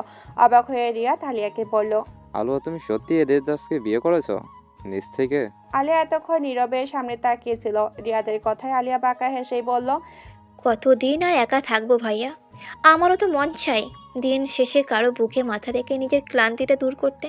প্রিন্স বলল, আলিয়া তাকে উদ্দেশ্য করে কথাগুলো শুনিয়ে বলছে, তাই মাথা নিচু করে বসে আছে। তারপর আলিয়া বলে উঠল, সময় বড্ড কম, তাই কাজের কথায় আসি। মিস্টার প্রিন্স আর ভাইয়ারা, আপনারা যদি কিছু ইনফরমেশন আমাকে দিতেন আমার জন্য খুব ভালো হতো। যদিও কথাগুলো আপনাদের ব্যক্তিগত, কিন্তু জানা দরকার আমার। আমি জানি আপনারা আমাকে সবাই চেনেন। নিলয়, আরিফ, ফয়সাল, রাবি, জাবেদ, রকি, মিলন, নাবিল, রবি এবং প্রিন্স আলিয়ার দিকে তাকিয়ে জিজ্ঞাসা দৃষ্টিতে। আলিয়া বলে উঠল, মিস্টার প্রিন্স, আপনার ওয়াইফ কোথায় একটু প্লিজ বলবেন?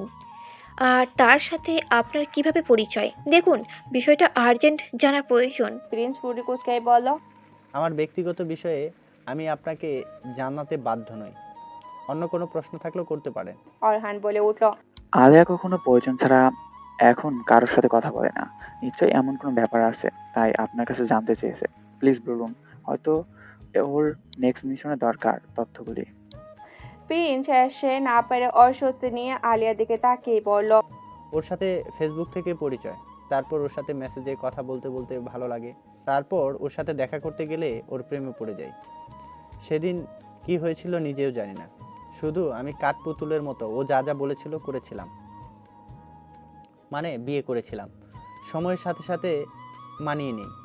আর আজ কয়েকদিন ধরে ওর সাথে কথা হয় না, বাবার বাড়িতে গেছে বলে। কিন্তু ফোন দিচ্ছি ধরে না, ফোন অফ বলছে। আলিয়া ফুরুকুচকাই বলল, ফোন দিয়ে পারনি তো বইয়ের বাপের বাড়ি যেতেন। ওর বাবার বাড়ি চিনি না, এখন পর্যন্ত নেয়নি। এরকম করে মাসে 2 বার। মনে হয় উধাও হয়ে যায়, আবার আসে পড়ে। ফোন বন্ধ কেন জানতে চাইলে বলে ভাই বোনদের সাথে আড্ডা দিতে দিতে ফোনের কথা মনেই ছিল না। আলিয়া প্রিন্সের কথা শুনে হেসে উঠল। আলিয়ার হাসি দেখে সবাই অবাক হয়ে তাকিয়ে থাকলো। অরহান বলল, তুমি একজনের দুঃখের কাহিনী শুনে হাসছো কেন? তোমার রহস্যময় কথা আমি তো বুঝতে পারছি না, ওরা কি করে বুঝবে? আলিয়া হাসি থামিয়ে বলল, বিশ্বাস করুন, আমি আজ 8টা বছর এইভাবে প্রাণ খুলে হাসলাম। লাইক সিরিয়াসলি, মানুষ এত বোকা হয়? বউ উধাও হয়ে গেছে, সে জানে না। বইয়ের বাপের বাড়ি চিনে না। বিয়ে হয়েছে 8.5 বছর, বেবি নেই। আপনার কি সন্দেহ হচ্ছে না? ওকে আমি বলেছি মিস্টার প্রিন্স, আপনার বউ ফোন দিল বলে। আলিয়ার কথা শেষ হতেই প্রিন্সের ফোন বেজে উঠল। প্রিন্স একবার ফোনের দিকে আর একবার আলিয়ার দিকে তাকাচ্ছে। সবাই অবাক হয়ে গেল। আলিয়া বেকার সেই বলল, ফোন ধরবেন না, আপনার লোকেশন ট্র্যাক করা। ফোন রিসিভ করলেই আপনার বউ জেনে যাবে আপনি এই মুহূর্তে কই আছেন। ফোন অফ করুন, আমি আপনার কথা বলার ব্যবস্থা করছি, কিন্তু লাউডে দিয়ে কথা বলবেন। কোন পাকে পড়েছেন জানেন না। এখনো আপনারা 10 জন আলাম আছেন, ভেবেই অবাক হচ্ছি আমি। বলে আলিয়া রিয়াদকে ইশারা করতে রিয়াদের সাথে আসা স্পেশাল অফিসাররা একটা ল্যান্ড ফোন সেট করে দিল প্রিন্সের সামনে। তারপর প্রিন্স সেই ফোন থেকে নভাকে ফোন দিতেই ফোন রিসিভ করলো নভা। প্রিন্স বলে উঠল, হুম। নোভা বলল, কোথায় তুমি? কতবার ফোন দিচ্ছি, ফোন ধরো না কেন? এই তো বাসায় আসলাম। আর তুমি তো জানো কেন ফোন দিতে পারিনি। আর তুমি কার ফোন দিয়ে ফোন দিছো? ল্যান্ড নাম্বার মনে হচ্ছে। অফিসে যাওনি তুমি? কে বললো আমি অফিসে না? ফোনের চার্জ শেষ, তাই অফিসে ল্যান্ড থেকে ফোন দিয়েছি। ও আচ্ছা, শোনো না, একটা কথা বলি। আমি কি তোমার অফিসে আসতে পারি লাঞ্চ নিয়ে? সাথে তোমার বসের জন্যও আনবো, যদি আমার হাতের রান্না খেয়ে খুশি হয়ে তোমাকে প্রমোশন দেয়। বস আজ আসেনি অফিসে, আর লাঞ্চ আনতে হবে না, রাখলাম, কাজ আছে। বলে কল কেটে দিল। সবাই অবাক হয়ে আলিয়া চতুর মস্তিষ্ক দেখে আলিয়া বাঁকা হেসেই বলে, বারবার ঘুঘু তুমি খেয়ে যাও ধান। এবার ধান থাকবে না, কিন্তু খালি তুমি থাকবে। ডিভি আমার সামনে আগুনে হাত দিয়েছো, পড়তে তো হবেই। আলিয়ার কথা যেন পুরো রুম জুড়ে বিস্ময়কর পরিস্থিতির সৃষ্টি হলো। সব যেন সবার মাথার উপর দিয়ে চলে যাচ্ছে।